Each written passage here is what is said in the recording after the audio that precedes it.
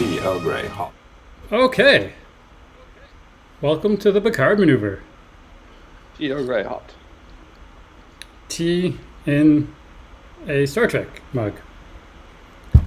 Oh, my name's Tim. Star Trek mug. My name's Joel. And this is the Picard maneuver. Maneuver? Picard maneuver. That's what we're called. PicardManeuver.com. Oh yeah, we have a website where you can buy all of your merch. Yeah, the merch. Let us know. Oh yeah, we have fun. And today we are talking about a spoiler, deep, in-depth review, breakdown, understand what happened. Episode Picard, Season 3, Episode 6, Bounty. Bounty. Which is also not to be confused with the paper towel company. Yeah, well, that's what when I heard the name, I was thinking either it's about paper towel or about the HMS Bounty Klingon ship from Voyage Home. Ah, see, I didn't think about that. I just thought it was about paper towel. So I was actually kind of curious about how are they going to do this, I thought to myself. They'll use it because you thought it was going to be the Daystrom heist episode, so maybe they have paper towel as a heist tool. Well, the weapon they were looking at spilled, and then they had to clean it up, and it was like a way for them to make some money off of sponsorships. And anyway, I thought it was genius, but I guess I was wrong about that. And we wasn't the only thing we were wrong about, because we made some predictions and we were way off with all of them. Really wrong. We're basically idiots. It seems that way right now. I'm not certain though. I think we might not be 100% wrong. Oh, We'll get to that. We have some things to talk about in this episode. What was your overall feeling for the episode, though, after having watched it? What was your initial thoughts? Well, first, I just want to say I agree. I'm not admitting to being wrong. Neither of us are wrong, okay? So moving on. I really liked this episode. But I think I sent you a text whilst watching it saying I hate it and love it. I really love it. And I really, there's some stuff that really made no sense. There's a few things where, we made certain predictions, I think, based on... We've done this several times, thinking that the writers are maybe thinking more about it than they are. And then we think more about it than maybe the writers thought about it. And we're like, oh, this could be cool, or at least this is where it looks like it's going. And some of those just were loose, they just disappeared. Some of the things that were happening, they just kind of dropped. And we're like, no, that doesn't matter anymore, because we know what's happening, so we don't need to show it anymore. And we'll get into that stuff. But I think overall, though, the further I got from watching it, 15 minutes, an hour, 4 hours after watching it, I liked it more and more. And it might be my favorite episode yet of any of the seasons. Well, I mean, seasons 1 and 2, I deleted those from my memories. I really liked it, actually. I think we're in agreement. I think it has some of my favorite moments from all of New Trek. I really enjoyed a lot of particular moments. A lot of the moments I really liked were kind of, I guess, what people call fan service or nostalgia. Sure. So I'm a little skeptical of that. The first time I watched it, I really struggled with this episode. It was very confusing. It felt like a mess. I've watched it a couple times more and paid attention and took notes and paused it and tried to understand what was happening in each scene. And I now understand it better. Okay. I'm pretty sure this episode, I think it was apparent, you probably noticed it too, it's 2 episodes that were mashed together. The Daystrom heist episode and the episode where they go to the museum. Mm-hmm. And I don't know if it was originally written as 2 separate episodes, or there was a Daystrom hype episode and then they wanted to get Geordi in faster, and so they meshed it. But the pacing and the way the editing, the way it's sort of put together, it feels like it's the Daystrom episode with a bunch of stuff pushed in at the last half. And it made the first part seem a little rushed. But at the end of the day, I think I'm much happier having certain characters finally show up than if they push that back to another episode anyway, right? If rushing it gets me characters I want to see and setups I want to see, then I'm okay with that. Yeah, and I've become more and more okay with accepting that I loved TNG partially because the crew and their chemistry, and I think that's okay. You know, for a long time I was almost like in denial, like if I'm going to like a new show, I don't want to just like it because of nostalgia, because that feels lame and kind of cheap. But then, you know, I've talked to my brother about it too. He loved this episode and also loved TNG, and I think it's what the fans wanted, because we loved, you know, Worf and Geordi and Beverly and Riker and, you know, Data, of course. Like, we loved these characters. We got to know them, and their chemistry was amazing. And they you know, some of the TNG episodes, the writing was terrible, really. Like, they weren't really all well written. And it took a couple seasons to even get in stride. Right, but then you want to see these characters you love continue to explore space. And that's what I think, you know, a lot of the fans wanted, and I think, unfortunately, took them 3 seasons to get here and honestly 6 episodes to get most of the crew back on camera. But there was a few moments where it was fairly emotional because of seeing these characters back together. And then, again, the realization that, like, I think this is just what they should have done all along. I think they should have just said... Yeah, they should have got to this point faster, I think. I felt very much like, and we should jump into it fast soon, but I felt very much like the first 5 episodes could have been 3 episodes, and that this could have been 2 episodes, but instead of more of the heist, more of just Geordi and Data hanging out. I want more of that. Right, and so finger eyebrows. One of the things... My finger eyebrows. I distracted myself. Darn it. What was I going to say? Is that if they were just going to make a new Star Trek with, you know, maybe Picard as like a sideline character, then just don't call it Picard. Call it like, you know, Star Trek, the Federation is evil. And then like have Picard make a guest appearance. But don't necessarily, like, if you're going to call it Picard, but then you're going to completely ignore all the characters around that character that we all loved, you know, but just try to base it on, because this is a point my brother made. He said, like, part of why we loved Picard wasn't just because he was amazing, but because of his crew and how they interacted with each other. So you know, well, I think we'll get rid of his crew, get rid of part of the magic. We'll get with that. I think in this episode when we talk about it. But their interactions are very different than their interactions were in the show or in the movies. They've become estranged as a crew. But that's, I think, kind of understandable. You know, like if it's been a long time, I shouldn't have left you without a dope beat to step to. That's true. We'll get to that, I think, when we in our dynamics plot. But I do want to say there's one part of this episode I think is really problematic. I strongly I think is bad. I think I dislike it. I think the writers, I don't think it was something the writers were thinking about, but I think it's a problem, and we'll get to that too. That's a tease. Yeah, that's not very nice, Tim, to say that. Stay tuned for us talking about that, and probably what else are we gonna some surprises that we have for the audience. I don't know. I could talk about it now. It's something that happens near the end of the episode. Don't you dare. You're fair.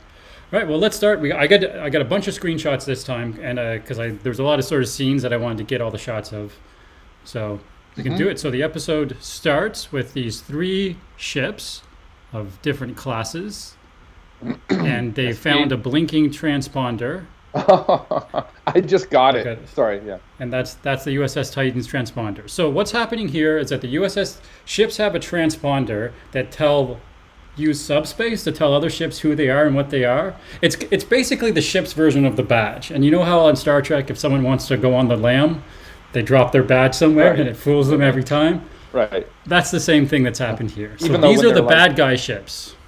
Even though when they're looking to like beam somebody somewhere, they can always pick up like life signs and whether that person's actually there.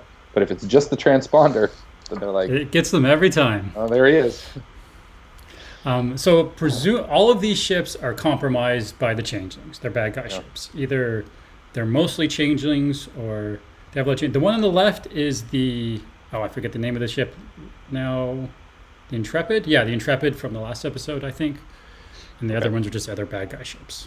What I would like to admit, and if anyone else watching this episode didn't get this right away, I initially didn't know what I was watching. I was like, why does it keep showing 3 ships show up? I didn't pick up on, like, that's the Titan's transponder, and they're they're being tricked. I mean, later in the episode when they brought up like somehow they figured out the transponder. But anyway, at this point I was like, what 3 ships are these? I didn't really pick up on, and I didn't go back and watch the episode several times, so I'm still a little more like it was like I did one viewing and I haven't watched it since. Whoops, ouch. Well, the first half of the episode is very, very fast. It's the most fast cutting I think yet on the show, and there was a lot of things that I like. You have to pause and think. Which is something I don't like doing. No, well, do we have time for that? I mean, they I don't want you got to just time go. to think. You don't got time to think. In So fact, Vadic, there she is. there's Vadic. So we got a scene with Vadic. So we were talking a little bit last time. I'm a little critical of Vadic in the sense that she's great with delivery of lines, but so far she feels a little Gargamel. Oh hell yeah! Like You even know, worse this episode. Yeah, well, I was going to say, the start, and then this is a variation of Gargamel, but the start of Inspector Gadget, there was the Claw guy, and we never really saw the Claw, but the start of every episode and the end of every Inspector Gadget episode, Claw would be like, we'll get you this time, Inspector Gadget, and then he'd abuse his cat. Yeah. And he'd be like, go find Inspector Gadget. And then at the end of the episode, he'd be like, next time. And then he'd abuse the cat again. Like, that's exactly what she does in this episode.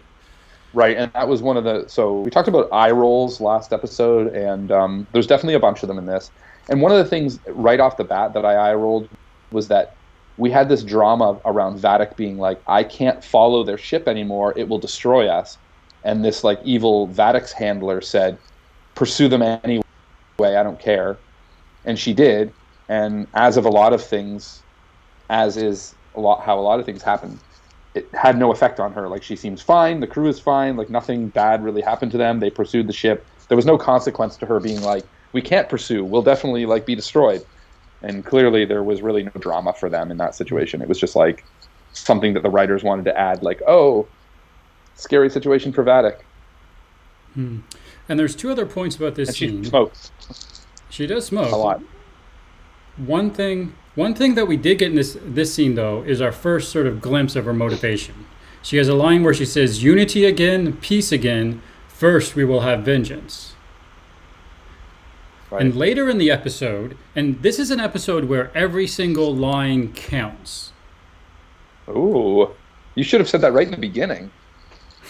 That's a good intriguing. I'm just saying, because there's so little time in every scene, and they say their lines so fast, anything that's said is relevant, is what I'm saying. So there's a line later in the episode where Worf casually mentions the virus from the end of Deep Space Nine, and he says specifically at the end of the Dominion War, scars and shame on both sides. So right now, the implication of that to me is her motivation is revenge for the virus, and the scarring on her face is a side effect of the virus.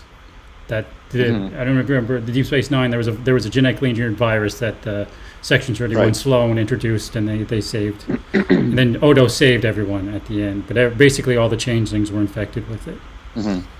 No, that sounds right. And also this episode, we got our first Vadic complete, like showing that she's fully a changeling. Like, because remember we debated that, like, is she a changeling? Is it just her hand? But she did like a full transformation this time, and you're like, oh yeah, she's. And she referred to all of her goons as changelings too. We talked about that the Metalis tweet last time, basically saying it, but this was finally verified it. Yeah, we knew it already, but now they've showed it. So. And next episode is called Dominion, so presumably we're going to get finally flesh out the motivation. But there was one other thing from this scene that I noticed when I first watched it. She makes the other thing she says basically in the scene is, she goes on the scene about, we're going to get Picard. She says, every friend to whom he might turn, every loved one he would seek comfort, we'll find that person. And at that point, because I knew Geordi was in this episode, I was like, okay, we're going to see her with at the museum with Geordi, because she knows that she's going to check up on all their friends. She's going to realize, hey, his old friend Geordi is at this museum thing. That's where we're going to go. And to me, I read it as that. No, she instead went to the Daystrom station at exactly the right time. But if that's the case, if that was where she was going to go, she should have said, instead of find me Picard's friends he's going to go, he'd say, where would Picard go next to solve the mystery he's looking for? You get what I'm saying? She said she was going to Geordi. She didn't say she was going to Daystrom. But later in the episode, she goes to Daystrom. I think that's because this scene was from originally she was going to go. Okay. To the museum. Yeah, those are like I didn't go back and like kind of with a fine tooth comb go over the episode, so I didn't really pick up on any sort of. Well, I picked up on that the first time I watched it because I was looking for. Because I already knew Geordi was coming, so she makes a big deal of it. Like that's the climax of this entire scene is that's where we're going next. Is where Picard's going to look for help. But do you think it's another one of those writer situations where they didn't really think too much about it, about what the audience would think, and they were just like, she's going to sound evil by saying, I'm going to go after all of his friends and all of his, you know what I mean? No, I mean, I think when whoever wrote those lines, they were thinking she was going to go to where Geordi was in the episode. That's what I think. It's possible, but it's also possible that they just were like, she should just say Absolutely. that because it sounds similar to like Beverly saying like, well, I guess we kind of understood why she said don't trust anyone, and some of those lines that just sound cool when they write them, but then it doesn't really matter. It doesn't lead to anything, but we read into them too much, and we're like, that's what that meant. But anyway. Well, but yeah, I see what you're saying. That example is a great segue to the next scene. We have an explanation. So the next scene, we see the aromatic syndrome brain scan of presumably Jack. Yes. And then, so this is the scene that sort of contradicts what we were thinking. She basically tells Picard, oh, it's aromatic syndrome, that thing you had in the first season. That's why he's ill. And then Picard's like, oh, geez, it's kind of my fault because of genetics. Oh, geez. And he feels bad. So this was another eye roll for me. Like there were certain moments where I thought, can I like this episode? Like based on some of the stuff that didn't really make sense. You know, the moment with Vatic, just to quickly go back, but I'll do it really fast. Well, I'll just do it really quickly. But like you mentioned, the Dr. Claw or whatever, where he like abuses the cat. Like literally, of course, there's a crew member that's like not even defiant. The crew member literally was just kind of like, well, you know, maybe we should have done this differently or something, and then gets, you know, shot and evaporated. And it just felt like, to me, I was like, yes, we really, really, like, in a heavy-handed way, know that she's evil, and you're trying to make her seem evil. Like, just, it was over the top, so I was like, that's kind of annoying. But anyway, okay, so we can move on from that. And it's so unlike how the changelings were in Deep Space Nine. In Deep Space Nine, it was completely, like a changeling would never hurt another changeling. They thought that all changelings were above solids. Right, so it's just, I don't know. But even in that moment, rolled my eyes, but was like, okay, not bad enough though. Like, it's kind of annoying, but like, whatever. The next thing was the reveal that what Jack was experiencing. Now, I still think that might be just a heads up, misdirection. I'm getting a little sound of you moving when you move a little bit. No. Yeah, that. Don't get sound when I move. Okay, I think it's better now. I don't have to move. You can just be perfectly still. Sorry about that. I am not moving any longer. Yeah, we need to do a better setup for this. Sorry to everyone that's watched. Like our last episode, someone was saying that the mouse clicking and things like that's really frustrating. And well, first off, don't make a big deal out about things like that and just enjoy the stream, okay, for goodness sakes. But secondly, like that is a big deal and we're really sorry and we'll fix it. I mean, it would be completely fitting if there was like some guy who was just watching us and then like we're making videos judging our like segues and plots and set qualities. As we keep talking about how we're gonna like improve, we're gonna go back to the office and here just a second, let me just film it in a way that's a lot higher quality, which we will do. So what was that guy's name? Maybe I can find it and say directly to him, hey, stay tuned, it'll get better, mister. Because I'm going to give him a shout out. Because like if he's going to like take the time to comment. Drone World 23. So sorry about the mouse clicking, and we will get it fixed for you, Drone World, and we'll make it better for you specifically.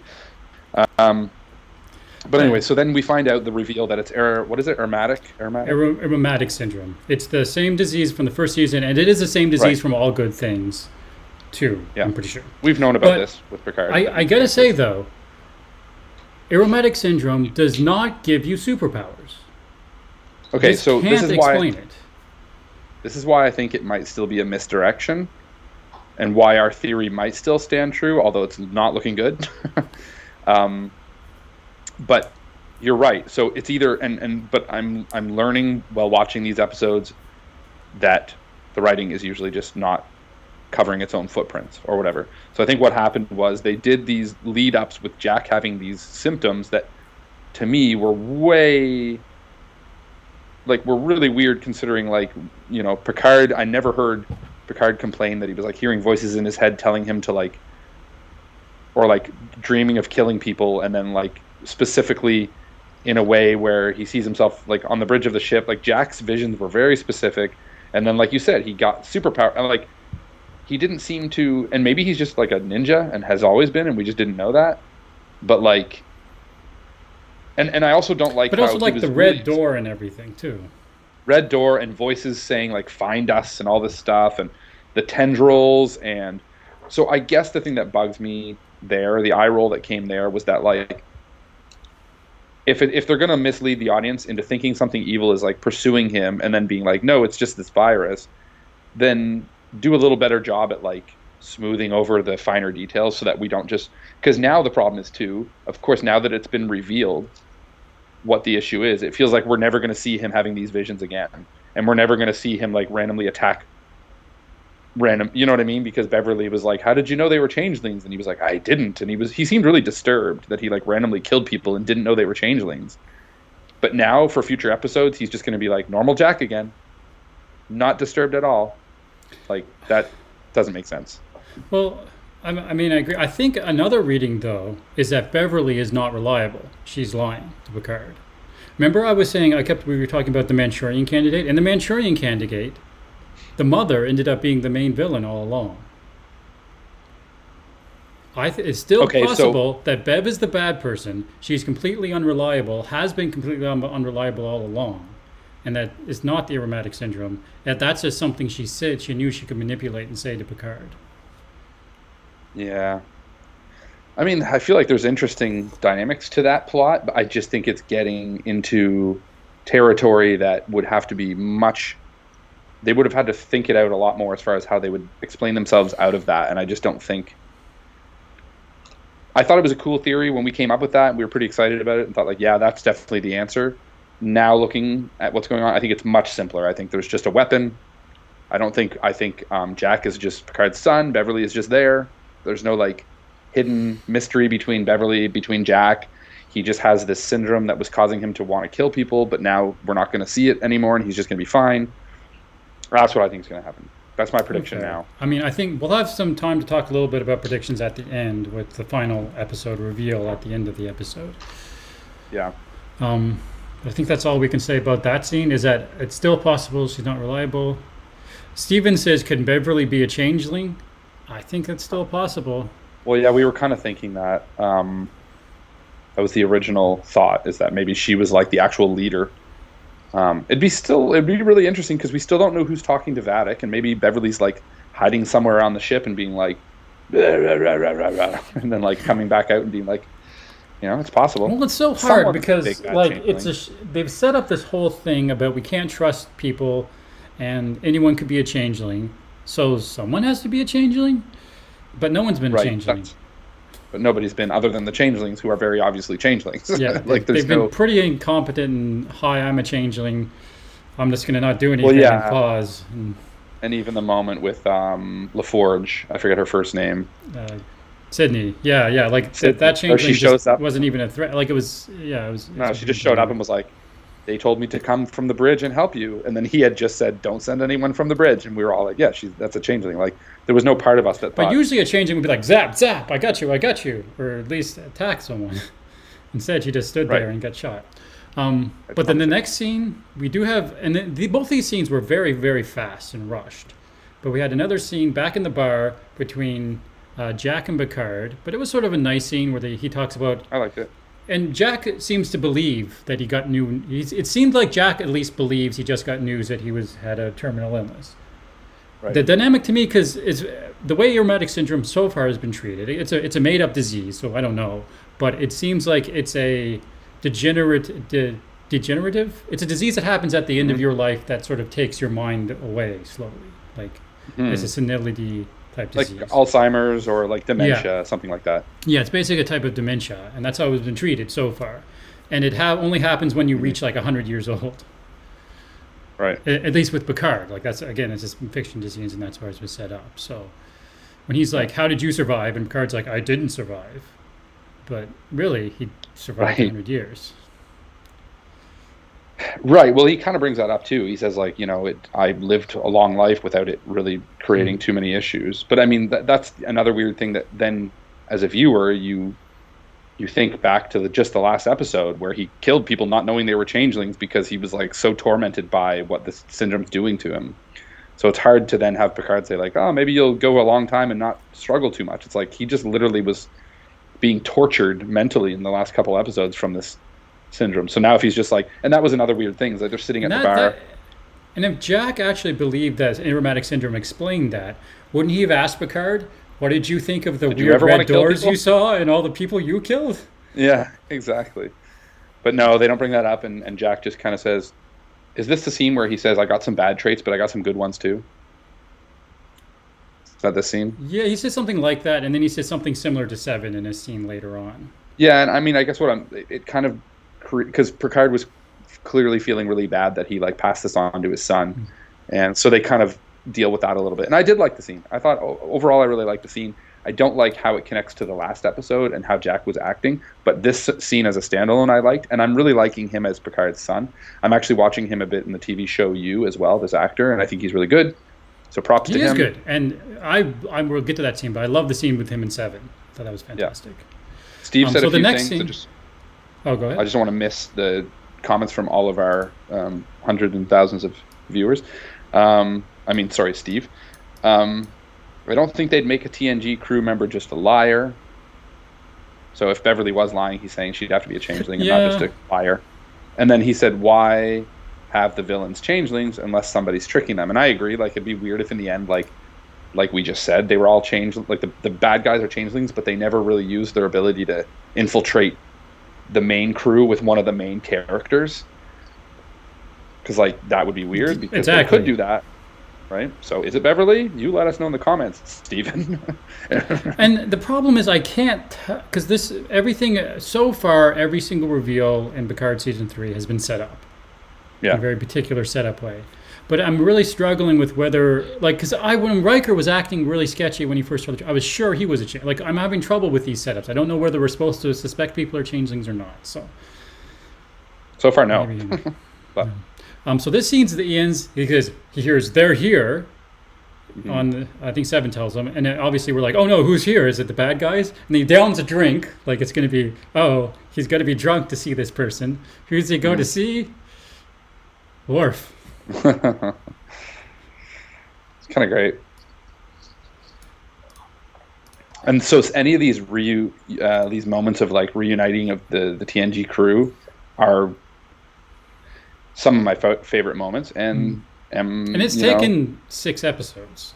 It's taken too long, in my opinion, because again, it's like I believe that's what a lot of the fans are waiting for. I know they were banking on making a whole bunch of new fans on like new Trek that's going to be, but like then they call it Picard and they make the main character Captain Picard. So having them finally reunite with some of these characters like feels so friggin' good because it's like just what we've all I think what most people have wanted. Because they're great characters. Worf is amazing. Aw, the hug. And Beverly. And if she was the bad guy... She's a changeling. She wouldn't be, like, hugging everybody. Well, no, but I think... I don't think she's the bad... I kind of wish in some ways that it was that way, but I think she's probably just Beverly, and the changelings haven't... They never thought that far ahead to be like, hey, we could, like, kidnap Beverly, pretend to be Beverly, and trick everyone. Like, the changelings just didn't figure that out, unfortunately. A.k.a. the writers. No, probably not. And there's a quick moment between Seven and Raffi, which is touched on again in a later scene, but they don't really say much. They just sort of say hi. Yeah.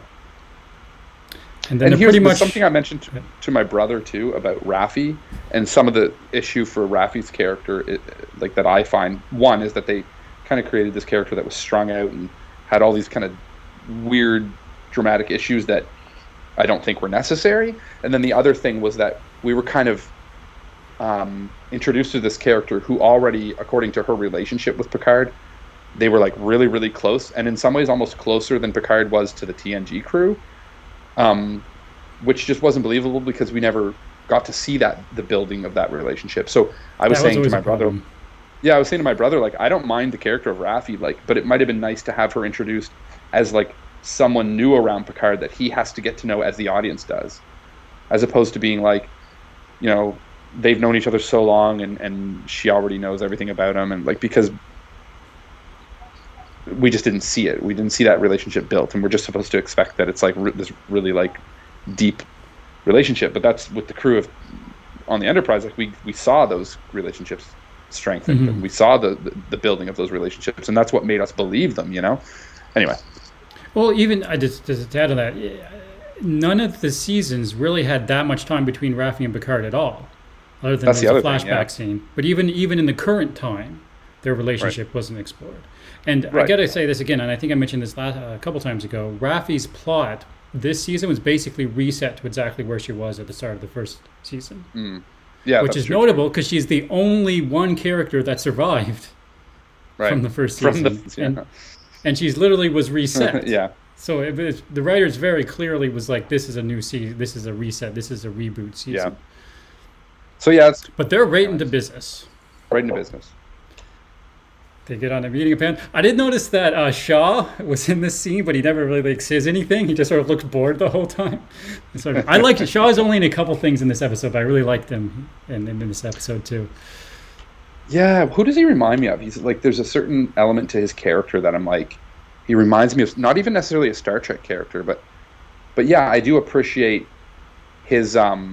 It's funny because he came across originally as like he's super professional and by the book, but he's not at all. Like he's always No. like off the cuff and acting weird and like making weird off-color jokes and stuff. Like You know who he actually reminds me of? I never thought of this before, but Tilly from Discovery. You know how like Tilly was always sort of socially awkward and never knew the right thing Yeah. to say, and that was sort of usually used as a comedic beat. yeah, there's a little bit of that. Yeah, he's a little like awkward in a weird way. So yeah, he's not a big jerk anymore. He's just kind of being like there in the scenes. And I agree with you. I like him now. I'm like, yeah, I like Shaw. Like I like him as I an do addition think to- the sort of the dead naming of Seven and his like failure to make any choice or to be a leadership. Like I still think we need some payoff to make him a redeemed character. But yeah, he's I don't think it's gonna happen. nice, a again, nice but- character. Yeah, I like him. That's not fair to Shaw though. So we have a great sort of setup. They're like, okay, this is the heist plan. They've got the key. They need to know what the other weapon is, and it's at Daystrom. And Daystrom's like this big Daystrom station setup. They know where they need to go to get the weapon and to learn about Yes, the they weapon. do. So they need to like see the records of what the weapon is. That's the goal, to get the records of what that weapon that was the other weapon that was stolen. They do say in this scene too. This is the scene where I think this is the scene where Worf mentions the Dominion War. But he says in this scene, actually, I caught it. He says that there was multiple weapons stolen, not just one other ones. Well, we knew there was the first weapon that was stolen to like the first terrorist the attack. portal one, and then I always thought there was just two that we talked about. They mentioned more in this. I don't know if that was a slip or just an awkward writing, but would be a plot point if it were true. One thing I just wanted to know. Picard says burgle, and then Riker says, "Excellent use of the term burgle, Admiral." And then Shaw nods. Did you catch that? I don't remember that. Again, it's just Shaw being funny. And one thing that's interesting in the scene just before, at the start of the scene, Picard says Frontier Day is less than 48 hours away. Right. Yeah, we get more of a timeline for when all this is happening. The wording exactly was a handful of weapons. Vatic stole a handful of weapons. Oh. So that's Okay, more than well, two. Handful yeah. is more than two. Unless you got weird hands. Good point. There could be alien hands. So we get right. So there's the station. It's kind of a kit bash of a bunch of Jupiter station and the Midas array and some other stuff going on. It's pretty cool looking. So Steve did make a comment a while back about, if we want to circle back, also with Tim's theory of the villain getting to Geordi. If that results in Geordi being a changeling, that would probably be off camera.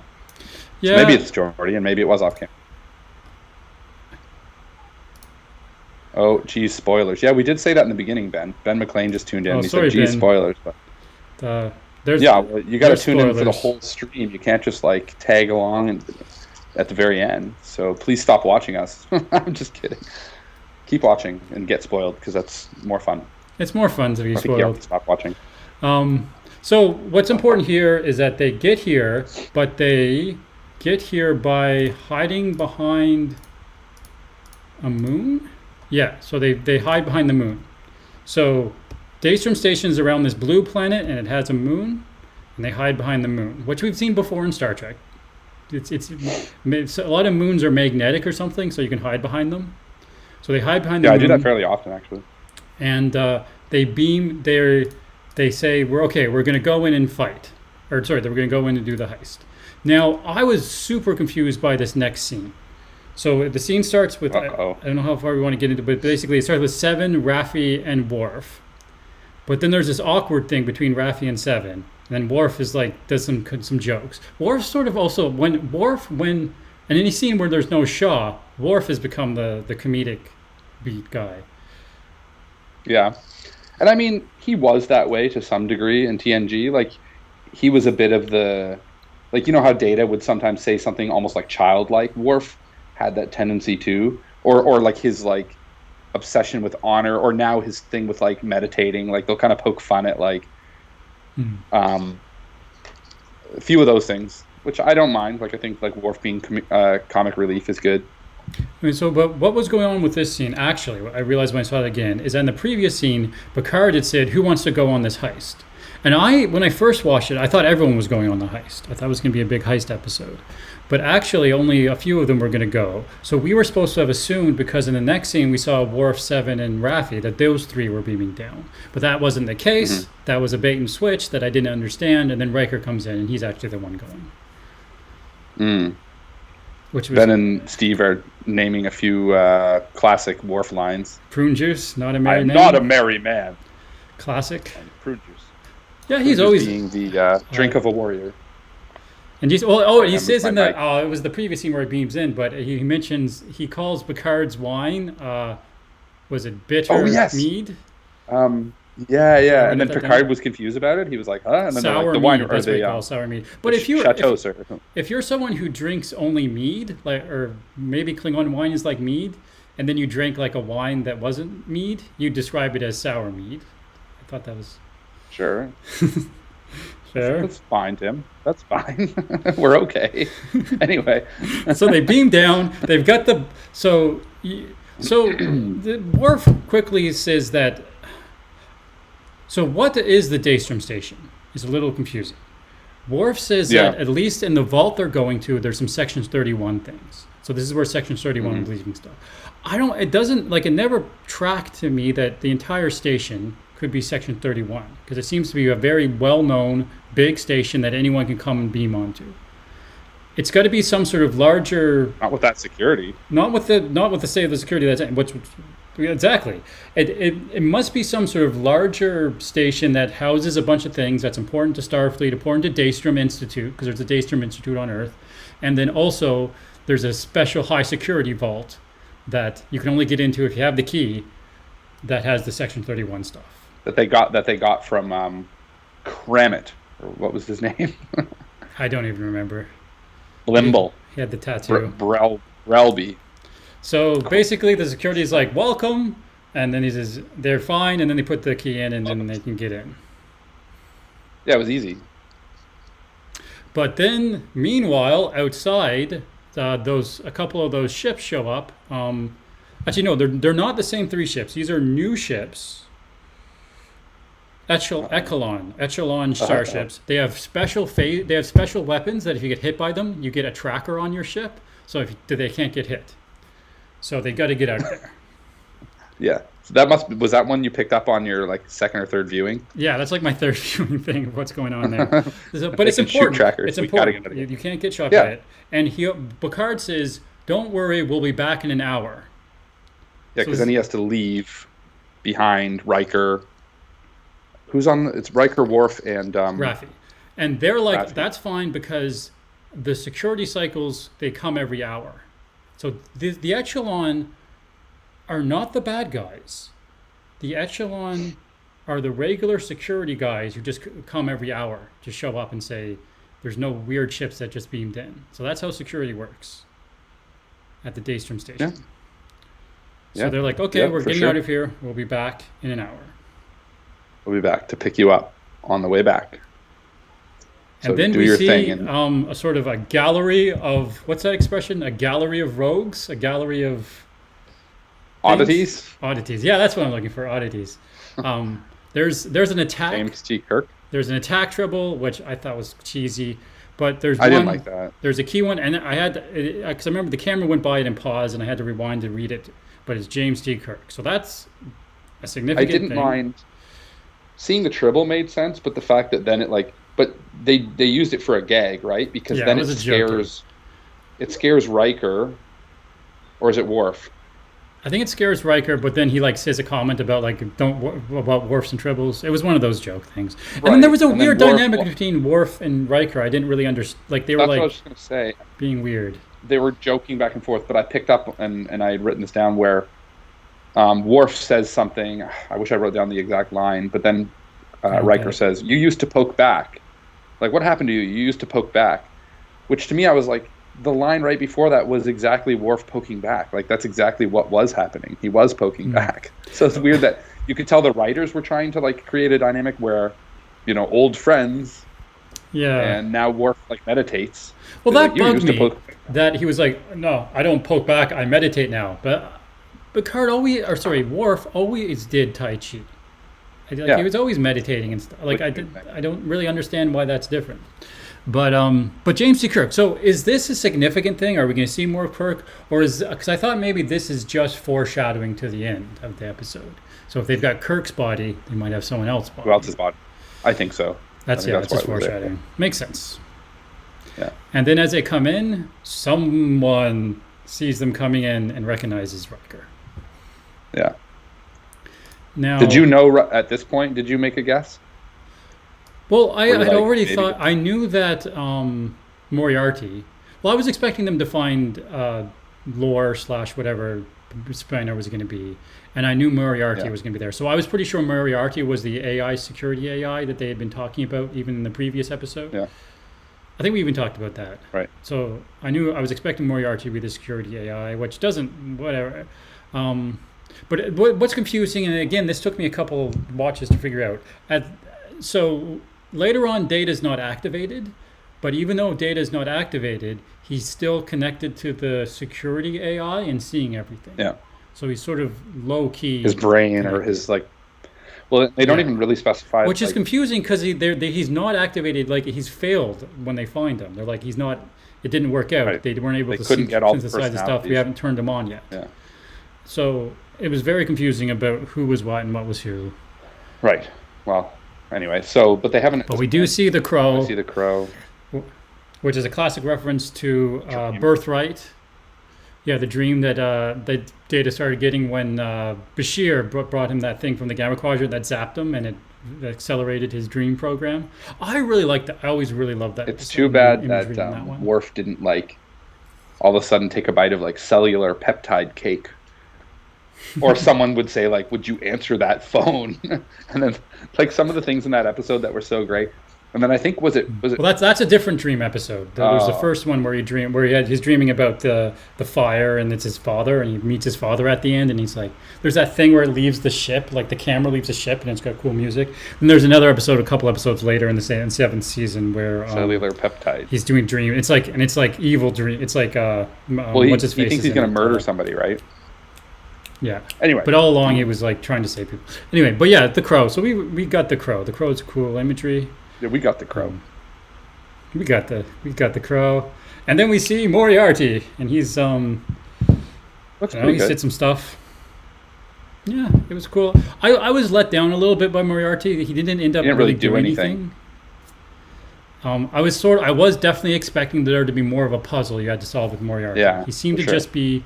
It felt again like maybe he was originally written to be more. And you think so? They compressed it.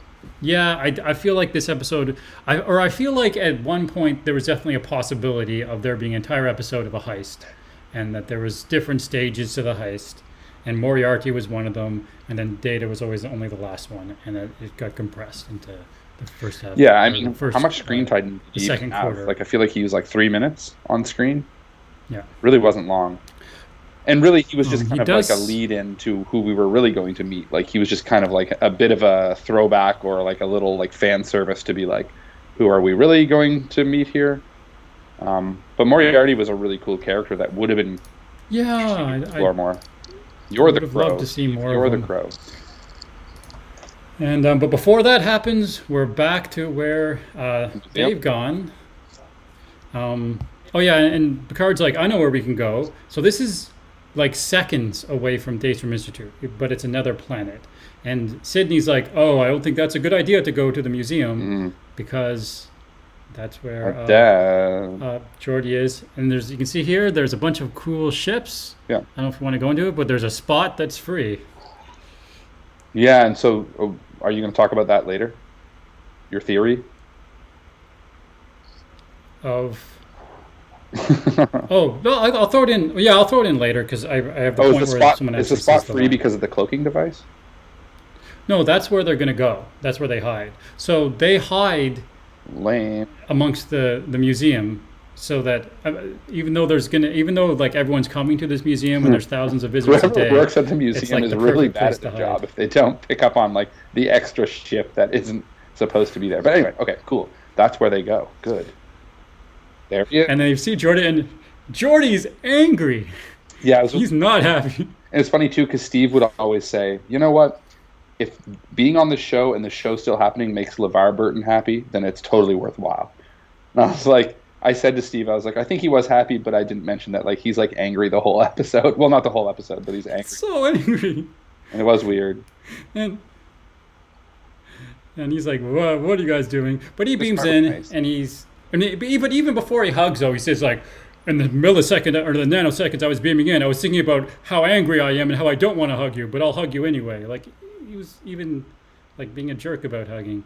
But Yeah, it took because that wasn't Geordi really in the past. Like, but I mean, if he's older, they try to make it like a lot of these characters. They're trying to use the fact that they're all like they have their own children, they have families, their priorities are different. sure, Geordi kind of hits that home quite a bit. I think this may be a good time to talk about that. So they've definitely and it's a plot point because it's the only way we've got the Jack is how estranged they've all become, and it's also a plot point for why Picard didn't really encounter any of them earlier in the last two seasons. And I'm okay with them being estranged and separating. That happens sometimes. You work with someone 20 years ago or whatever, but Oh yeah, even if they're close friends, well, in real life they're sort of famously really close friends. So I always sort of assumed that was the same in the world. I'm okay with them being estranged, but I haven't seen any explanation for why they're estranged at all. If you know what I mean, like there hasn't been any backstory to why that would be. And part of it seems to be everyone seems to be blaming Picard. He's like, Picard, it's so dangerous being around you. Everyone's always getting killed. Everyone's always getting shot by stray assassination attempts. you got us in trouble all the time. And I'm like, what are we like? When did that happen? What are they talking about? When has anyone ever died around Picard? Yeah, he was always like keeping everyone like insanely safe. Yeah, I just He was like the best captain ever. he ran a family ship with like hundreds of kids on it. Families. Yeah, It, he hated children. he was more of an action hero in the movies. But even then, he was like, "You guys don't need to come when I go and insurrect. You guys can stay." Like it was never like that. I don't understand what they're blaming him for. I would accept if there was like an event that they could point to, like if they established that in their characters. Why? Like I'm just missing there's a piece that's missing for me. I think it's just like it's just simple writing to try to give. Like I guess it's almost like if that hadn't happened, if they were all together all this time, they would have started season 1 with like them all being together instead of doing this whole long drawn out like it takes so much work for them to get back together. Yeah, And that's that's the part thing. of it. They almost like wrote backwards. They were like, well, they haven't been around each other for a long time. Why? Oh, well, they'll just say like, oh, Picard was dangerous, and so we all had to like. And I think But yeah, I part of it kinda cheap. too is I don't remember. There's sort of this idea that Roddenberry's view of the way Star Trek: The Next Generation should work is that no one ever fights. There's no interpersonal conflict. And then later treks are like, we're going to do interpersonal conflict on like the way TNG, where everyone acts perfectly. And there's a debate about whether interpersonal conflict makes it better drama or less better drama. But at the end of the day, I kind of like that at least incompetence or interpersonal conflict was never used as a plot point for why things was going wrong on TNG. Whatever was going on TNG, they were all working well together. And to me, I always that was a safety thing, or I felt good about that, and that's why I've always looked at TNG in particular as like the ideal workplace. Yeah, yeah. I think the debate is amongst like I don't think I think most of the fans, if like majority of the fans, agree with what you're saying, and that's part of what they loved, and that's part of why Gene Roddenberry's vision originally like was also loved and made for good television. I think the debate happened within the writers, the new showrunners, the new producers, like the people who were like, but like we need to do something different with Star Trek. It needs to be reinvented for the modern era, and it needs to be like, and everyone wants conflict and all this bullshit that like, I really hope at least now, like someone somewhere can say, told you so, because like, that's not what made Star Trek good. There was conflict and there was but it problems was to be solved, exterior but conflict. Like you said, it was exterior, and every once in a while there'd be like a small thing, like Tuvok wants to kill Neelix, or something like that. Fair. But like generally, it was almost more of like a comic relief thing. It wasn't like there was no real drama around it. It was but it wasn't like 3 episodes where Tuvok was like actually plotting to kill Neelix, and it was more like once we found out about that, they just had to deal with like, okay, well, what does that mean? Like, okay, well, how about you just, you've been killing him on the holodeck. That's okay. Just keep doing that. That's weird, but keep going. But yeah, no, I think you're right. Yeah, so. But it does seem maybe that's necessary. part of what's going on here, though. They've decided that Picard season 3 is going to have more interpersonal conflict to drive, because I think that's part of the character-driven way that they write. Right, which I think is completely nearsighted and not very intact or in touch with what the fans want and what made Star Trek good. And the moments that I'm loving about these episodes, and probably why I loved this episode so much, is because we, along with the conflict, we also had some of these like beautiful moments where the characters themselves and we'll get to with each other. Like. No, and as we leave the transporter, Jack makes a comment about that was a warm greeting, sarcastically, and then we get the touch that there's some issues between Sydney and her father. Yeah, and also we get more of the relationship between Sydney and Jack, which they seem to have some chemistry.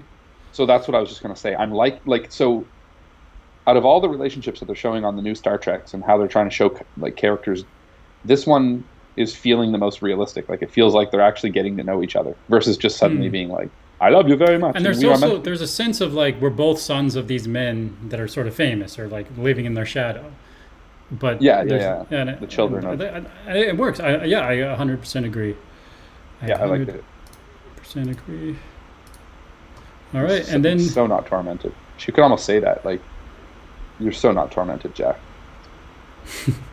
And then we're back to you seem really good Daystrom, and I guess you see those two like ships that they're only going to be here for an hour. They don't need to be here longer. Why would they be? And then so we start. So they start hearing. I'll go right into it. So they start hearing that there's a reference to the music, and that's what's in.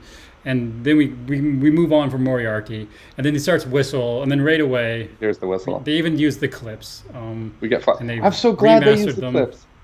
Did you not like it?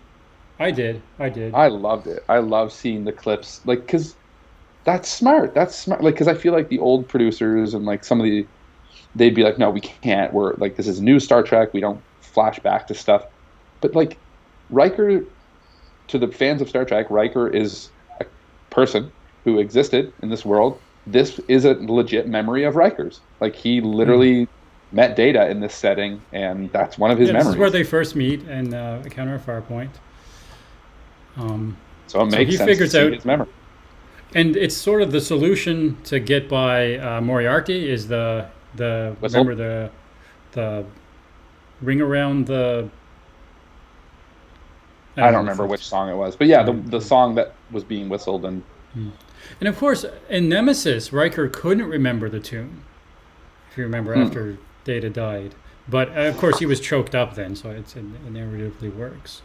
But he was yeah, like, "That's cool."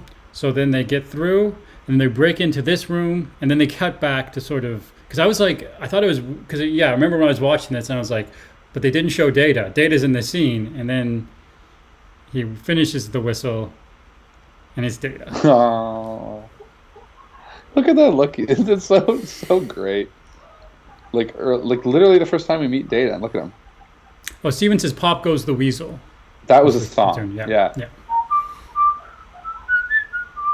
yeah, yeah. yeah. I can like hear it now. Um, so anyway, yeah, that's the way that he kind of like he realizes that Data's connecting with them or is connected to the security system. He whistles the song and then lets him through. Yep. And Um, then we and reveal then there's a Data of some sort there, can I say but it's something? Can I say ambiguous. something? I really wish, like, and in this moment too, I did this. I erased from my mind all the weird Brent Spiner characters from the last two seasons, because like if this was the first reveal of Brent Spiner as a character, like if this was season one, like this is how we should have met Brent Spiner from the very beginning. Like this was well done. This was smart. This was like, is it perfect? No, but like this felt like the way we should have met Brent Spiner.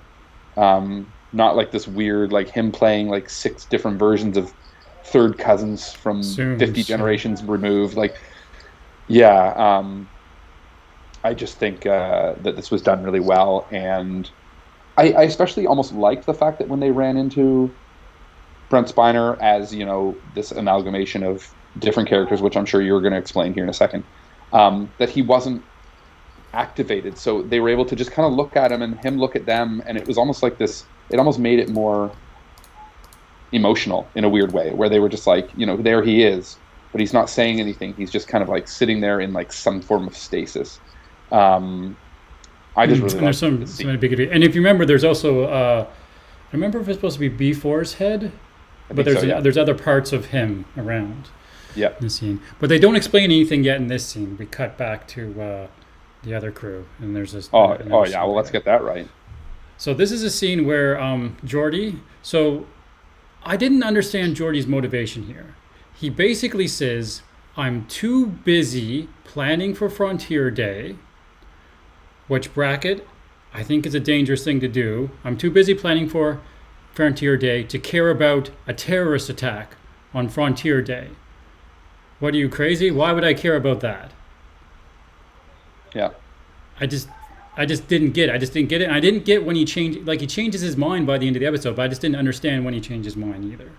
Like I just don't understand the motivation. No. He's just angry at them, and I just didn't understand what his argument is, being against it. Right, and then they kind of tried to play off some of that argument with him being like, it's not about your crew anymore, Picard, like where we used to like trust you to deal with any, like we would go into these life-threatening situations with you, and now I have my daughters and I can't, like they tried to use that as well as him being like, I can't put them at risk. There's another arc happening here between him and Sydney, and we'll talk about that maybe in a later scene, because there's sort of where it ends.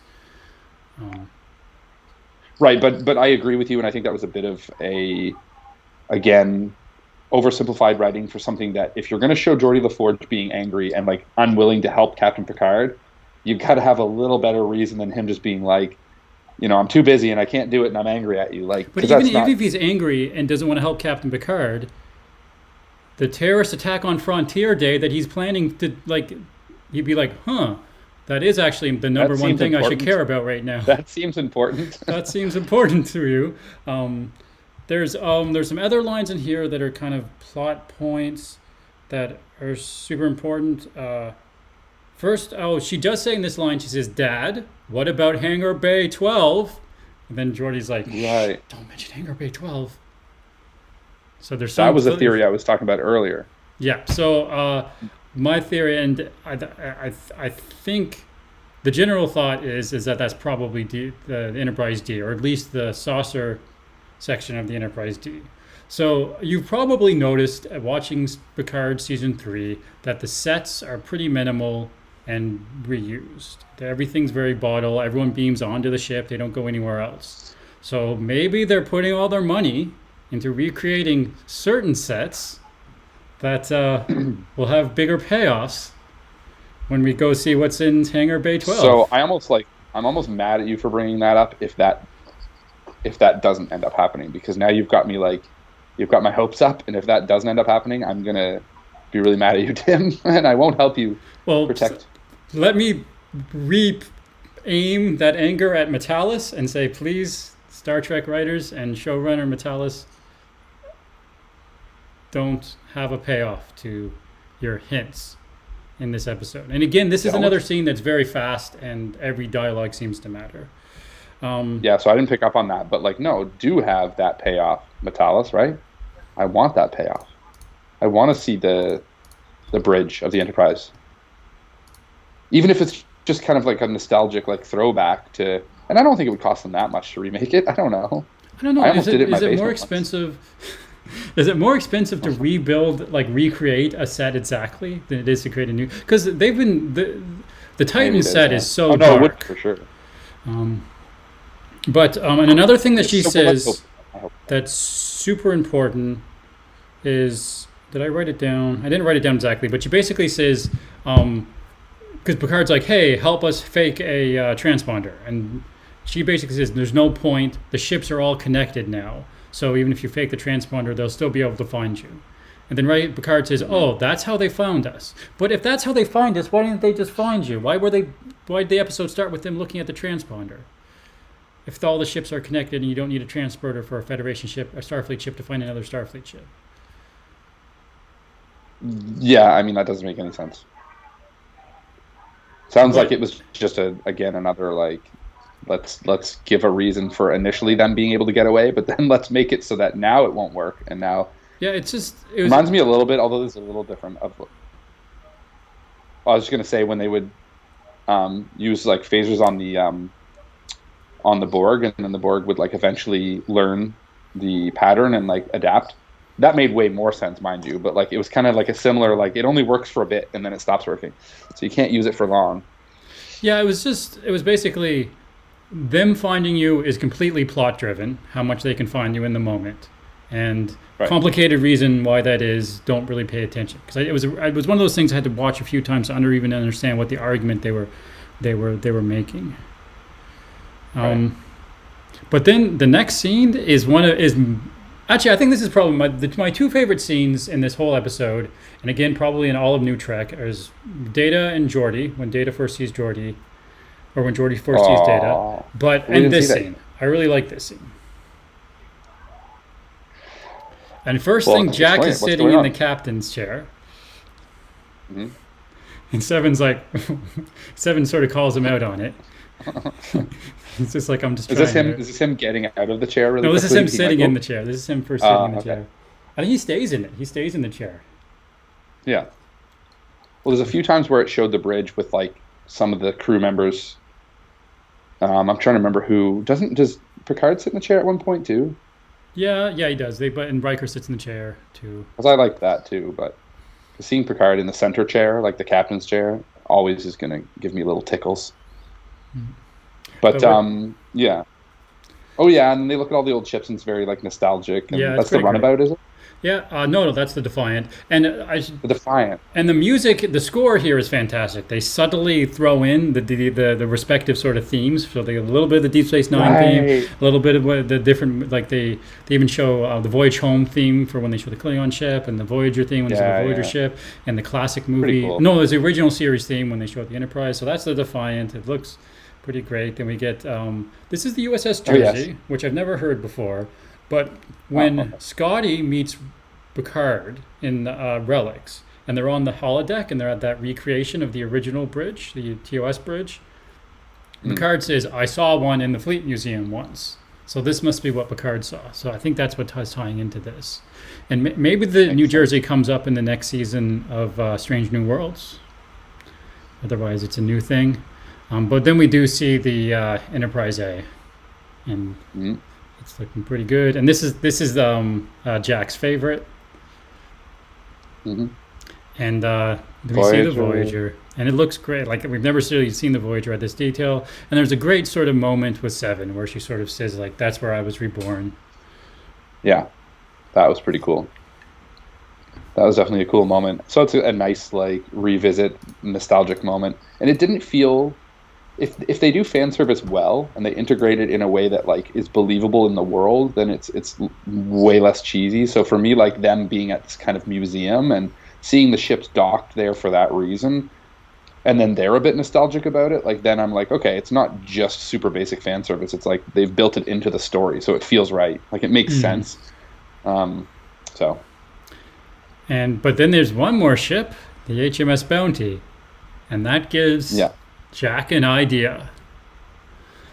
Yeah, which was initially the idea that you thought he had to basically commandeer the ship. And I was thinking when I saw the episode title was Bounty, that they just take the ship and use it as because it's a ship that already has a cloaking device, they just take it. Right, but I thought we've been on this ship long enough.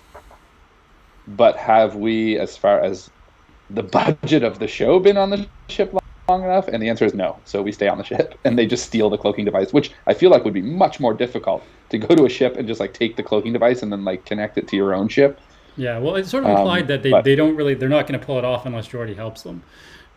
Yes, and that did make for a great moment to have the reveal of Geordi. Yeah, sorry, move ahead. But back in the Daystrom station, we get a hollow projector of, I forget which Soong this is. These the one Alton Soong. Alton Soong. And he's like, I'm dead, but I put myself, Lol, B4, Lore, and Data all together, or what was left of Data that he downloaded to B4, and that's what you see in front of him. So this is like the way I'm reborning.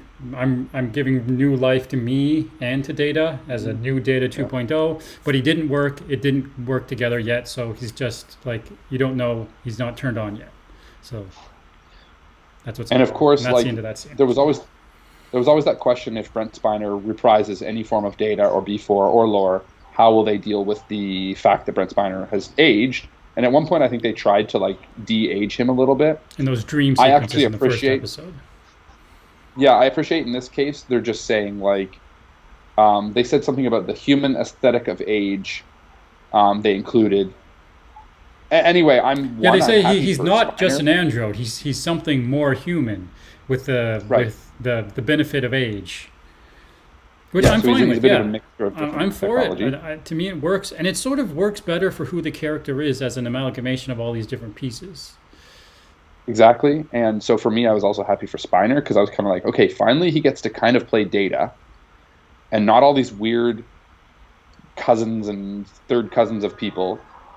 But he also gets to just show up like Jonathan Frakes, like Patrick Stewart, and not put on, like, tons of makeup or be de-aged. Like, now he can actually, because it's difficult for an actor to play a character well if they're covered in tons of makeup, or if they're, half their face is CG, right? It's a thing for a younger guy. Yeah, but either way, I was just kind of like, it's so easy, like, to explain that away and not do some weird explanation and just say, like, even if it was just Data, which we know it couldn't be, but if it was B4, and they were just like, yeah, they just, like, made it so he can look older now, I'd be like, okay, cool, like, good for him. I 100% agree. And so we've got a setup. So, yeah. And we cut back. I just wanted to show there's another Klingon ship behind it, and I don't think it's the Kronos 1. It looks like it's a D7 type ship, not a Katinga class ship by the sort of the shape of the top of it. So I don't know what that ship is. There's another ship there though. I don't know what that chip is. Get it out of here. Oh, weird. I don't know if that was in the right spot. But anyway, so we cut back. I saw mentioned the B4 shot. Head. Another head of Data, or B4 actually. Yep. And he's more shots of explaining Alton. Stuff. Okay, and then meanwhile, back on the ship, this is that other funny moment we referred to where, for some reason, Shaw is actually really impressed by Geordi and, like, hero worships him. Yeah. And he mentions, I wrote down, he's geeking out over Geordi, and then Geordi actually uses the term geeking out. He was like, I wish I could geek out with you later, but, like, I can't right now. So I thought that was pretty great. Yeah, I did, and again, that was the only. I think that was the only other time Shaw talks. Like, Shaw only has a couple moments in the episode, but Yeah, and part of me is kind of That's like, I fine. feel like Shaw. I guess he's an engineer too, so that makes sense that Yeah, he would geek out yeah, over he's something. just a But grease like, monkey from I love it. Chicago. I thought it And was then the yeah, ship starts cloaking, and Geordi is angry. yeah, because he's like, you stole from us, and now you're in even bigger trouble, and now I'm even more angry at you. And you see the ship is like it's cloaking. There's the cloaking But they're device struggling. that we got, and that looks like some of the other cloaking devices we've seen. A few times they've taken cloaking devices out of one ship and put it in another ship, all the way back to the original Right. series. Yeah. Yeah, And so they're doing that, but they're kind of not. They're not able to stabilize it, and it's getting kind of sketchy. And then Picard's like, "Jordy, yeah, he says, Jordy." I got his line here. Okay. Is it? They'll just Jordan just like, what did you do? You know how many laws you're breaking by stealing this cloaking device? And Picard's like, they'll just have to add it to my tab. That's It's- it. Yeah, they'll have to add it to my tab. It's pretty great. And I it, like it felt a little like I'm also, and I think it is partially like what my brother had said about seeing Picard interact with these characters that we've grown to love and that he knew so well is making Picard feel more like Picard as well. Um, Even without having to do a whole lot, he just feels more like himself because he's interacting with Geordi and Beverly and Worf and Riker. I'm just like, yes, yes, I waited so long for this. There was so many moments in this episode where I started like getting like super excited Yeah. because I like when I knew Data was gonna, or at least kind of Data or Geordi, or the moment that we haven't seen yet with Data and Geordi. But yeah, anyway, daughter, they argue. Yep. And so basically he comes down and he's like, look what you did. But this is also the point in the episode where apparently he's changed his mind and he's now helping them. I just didn't understand logically how that went down. And I think this is Based on what he was doing earlier, yeah. Oh, I've got more screenshots. Anyway, so he's like, yeah, okay, I know how to fix it and make it work. And then Picard's basically like, because all of this stuff has happened in less than an hour. Hmm. Because they've got to get back here, and they do this scene where they show the ship, and then they show the ship cloaking when it's right next to the Daystrom station, and that's just to let us know where it is, I guess. Shaw has this line basically like, "They can't see us at all." There's some such similar thing. Yeah, yeah. But yeah, that's how cloaking works. Yeah. And Yeah, thank you for that. Thank you. and then so they got Data. They're like, okay, Data actually is Data. They somehow figure out that Data saw stuff, so he's actually the thing they're looking for, which is fine. I sort of at that point figured out that was true, and that they were going to have to try to get into Data to get the answer. I took this screenshot because that is the person in the front there. That is Vatic. Yes. She's already there. So within that hour, Vatic got there and pretended to be a particular security guard. Oh, yeah, And yeah, that's yeah. Vatic Okay, yeah. now. But the other two security guards are regular Starfleet security guards that work at Daystrom Station. Right. And they're on the run. So they've gotten on the ship, and they're saying basically that if they disconnect Data, or Data lore before or whatever, that they will deactivate the security system, and that they'll be screwed. Basically, they'll no longer be able to keep them out from like capturing them. Right? But they Maybe have I to. missed that. But either way, they've got to take Data away, and the bad guys are coming. They've got to beam up. And they pointed this out before that was very confusing, but there's some sort of transport inhibitors that they're used selectively on Daystrom Station that stops them from certain people from beaming out, and sometimes it doesn't stop people from beaming out. Right. I don't know what it is, but either way, Riker like runs out and says, "You guys get away, I'll save you." Like that sort of sacrifice himself. Yeah. So you can get away. It is Which I fine. also To me, love, it felt a actually. little arbitrary about if they could just beam away. Like, Sure. but that's I agree we've with seen that. that dozens of times in Star Trek or other action movies or adventure movies. Exactly. Like it did feel like it wasn't a huge deal, and that there was other ways. But like to have Riker, in the moment, of course, I was like, no, because and I think this Yeah, so he gets slowing shot. things down. Yeah, and slowing things down in this way actually makes sense. I've been so wanting to just see all the crew together that it almost like bothered me that I was like they were about to get even more of the crew together, and then of course Riker has to be like captured, so he doesn't get to go be on the ship with everyone. So we're still missing Riker, but like you just need to know when it save finally one. You happens. need to go off and save one of them. yeah, so I don't know. I like it felt good. I liked it. I was like, yeah, Riker saves them, but then gets captured, and then old Data. So this is so they do beam up. So the rest of them are able to beam up. Raffi, Worf, and they beam up with Data 2.0, and then they come down, and then but there's sort of a scene where at first Geordi doesn't just sees Worf and doesn't see what's behind him, and then Worf steps aside, and then Geordi's like, Data. Oh my goodness. Because so anyone who watched TNG like knows that like probably the two purest, like one of the most purest, one of the most I can't even, I'm all choked up. One of the most pure friendships I've ever seen in the history of like television is the friendship between Data and Geordi. It's Absolutely. like the most pure, sweet, like loving, like the way that they are Geordi together is always just so treated great. Data as if he was just a person. Like there was never sort of an Yeah. ambiguity or question of that. And I really No. miss that. So if you think about it, Yeah. throughout the movies there was maybe a couple moments of it, but for the most part we haven't really seen any Geordi and Data moments since Star Trek Generations. Because there's the Yeah. dynamic where Data decides to use the emotion chip, and then there's a couple moments where, and then Geordi gets kidnapped and Data feels guilty and stuff. So that's in Generations. But none of the other movies have any sort of have very much between Geordi and Data. It's all Data and Picard in the movies. So we haven't seen this in years and years and years, or even in the last year, like the last like near decade of their stuff. Ben says, "I love when they paint together."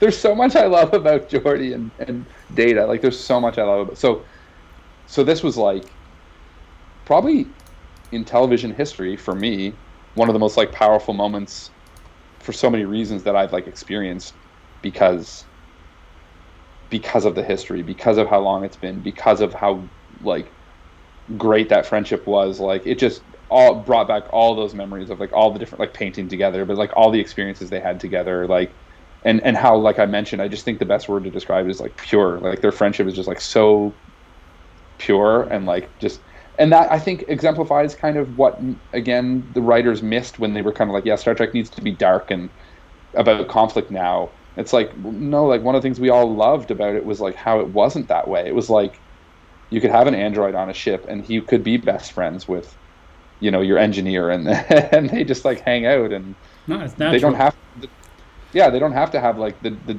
android doesn't have to be like hated by random people because he's an android, or he like malfunctions and tries to kill Geordi, or like any of these things. Like they can just be good buds. They can just be buddies.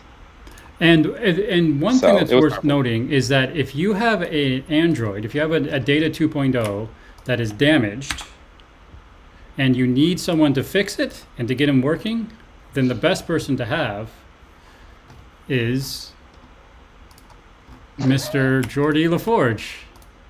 Okay, I was gonna say Geordi, but then I was like, are you gonna show a photo of somebody else? No, Like, yeah, of course it would be Geordi. Geordi fixed Data so many times. There was so many times where like something would go wrong with Data, and Geordi would like figure out some way to get Data back, And this scene is also sort of the ending of the little arc between Sydney and her father too. So they'd sort of been estranged. What actually had happened, and I really I like this dynamic. She does this great line where she says, because she's called, her nickname was Crash LaForge, and she's like, the reason I always crash my ships was so you could fix them. And I thought that was nice. That was cute. And I feel like I was happy with how this ended. But I don't necessarily I kind of feel bad about criticizing it at all. But the premise is that Geordi was estranged from her, as it was told, as it was displayed in the story, because she chose to be a pilot instead of an engineer, and that's why they're estranged. And I mean, maybe there's more to that. There must be more to that story that we didn't see. I think there's more to that. Yeah. But that's all we I were think part of it told, too- and that to me just wasn't. This didn't. It was kind of a cliche, and just isn't what Geordi would be like. Sure. I did notice though that like they were also trying to build on the like his seriousness and his kind of like change in character also created maybe a rift in their relationship, that because he was trying to protect her and basically he wasn't going to let her, because remember there was the scene where he's saying, you need to be with your family or something, and she's like, the crew is my family, and like I am with my so she was really trying to, and I felt I don't know if it was actually in a line, but I felt like she was kind of saying, like, you should know this, Dad. Like, Well, he this said was, you taught me that because you always said your family was the TNG crew. yeah. So I think it was also what maybe created a rift was that, like, maybe he just didn't support her in general of, like, the way that, especially in this scene, because he was like forbidding her from going with the Titan because he was like, it's too dangerous and like you don't need to go and do that. And stay with me where I'm planning the Frontier Day where there's going to be a big terrorist attack. yeah, it'll be safe here. So, but anyway, like, so if that was the reason that she wasn't an engineer, well, yeah, it's not the best, but like I did like the way that they it worked, and fixed it. And her sort of message about her found family seems to be at this point Geordi's 100% on team now, I guess. I think, which is amazing because then when he buys in, we're like, it's just what we want. Like we want the crew to just be the crew. We just want them to explore space together for darn sake. So anyway, so I've got a bunch of screenshots for this scene because I tried to capture everything with Brent Spiner and everything. But he's trying to turn them on, and then finally, sort of Data turns on for the first time, and he's like, "Hey," and then the first thing he says, "Geordi," and then Geordi's like, "Data," and then they actually meet for the first time in that scene, and then Geordi sort of tears up. It's like I said, that's. And maybe there was a sort of the contrast of Geordi being so angry to sort of contrast with his sort of emotional journey. Yeah, and it's not bad. Like, I think if that's the case, it's good to see that contrast. But to reiterate that, it almost feels weird to say this, but I don't think there's any moment in television that I would have cared more about than this moment. Like, what other moment would I care more about than this? Than Geordi, like, connecting with Data again. Because even though it's not Data, they do keep calling, like they are referring to him as Data. They do, and he's Data plus. He's Data extra. That's what I was going to say. So even though he's not just Data, Data is there. Data's in there. So there is Data there, and there is B4. And I think Data makes a comment about this personality is the strongest or is reacting the most right now, or something, something to that effect. So yeah, and he sees Geordi first, which I like, and then he sort of looks over and he says, "Jean-Luc," or maybe just says Picard. Captain. It says Captain. Captain. Yeah, that's what he says. And then and he says it in a way where he's like, "Captain," like he's kind of looking at everyone, kind of being like, you know, like he just woke up. Where am I? Like maybe he just experienced Nemesis or something like that, you know, and he's still confused about that movie. Steve says Gandalf. It's like a very similar. It is a Gandalf, and the music was like it. I remember the music set up kind of, you know, it was at least it was cinematic music. Yeah, well, like, you know, Data is Frodo as he should have been. Exactly, and then so Data's like, but then Data's like, yeah, this is where he has that line you said about how like I'm Data in the motion, but I'm more than Data, and then Geordi starts to get a bit weird because like lore pops out at one point. Yeah, so then he's like, "Hello," and then he's like, "I'm Lore." There's the Lore face. There's the Lore face. Which is kind of the Loki face. I think like Loki's kind of like a riff off of Lore in a way. And the only thing that kind of annoyed me in this moment was that, you know, the fact that he says, "I'm Lore now. I'm this," like he didn't need. And then he knew it was Lore. Like, yeah, that's a good point. I feel like it would have, like, I really like the scenes, but Brent Spiner sells it so good.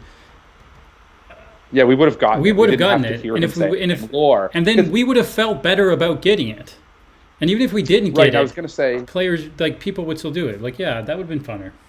You know when you see an impressionist do an impression, but they say like, "Hey, it's me, Sylvester Stallone." It's kind of like, well, you're not doing a very good impression if you have to like say who you are. Yeah, and it wasn't necessary. So, like obviously would have gotten it. I don't think it was. And they said in the previous scene, like before Lore, like, yeah, we knew who was there, and it would have felt so. And as soon as he like it would have felt even more impressive on Brent Spiner's part too, right?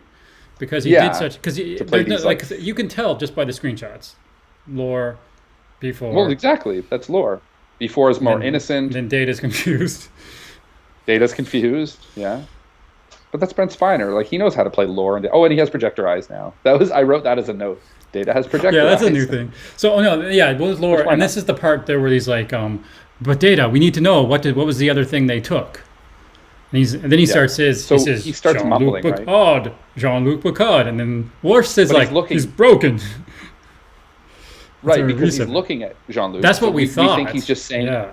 Yeah, we think he's just saying what he's looking at. So he's looking at Jean-Luc, and they're like, "What did you see stolen from the station?" And he's just like, "Jean-Luc Picard, Jean-Luc Picard." And we're like, "Oh, well, darn, he's like caught in a loop. He doesn't know what's going on." But that's not the case. Oh, it's not the case. Oh my God, what did they actually steal? Jean-Luc Picard's dead body from the first season. They stole the corpse of Jean-Luc Picard. Which I guess they just left hanging around. Just hanging around. Just in case they needed it for whatever.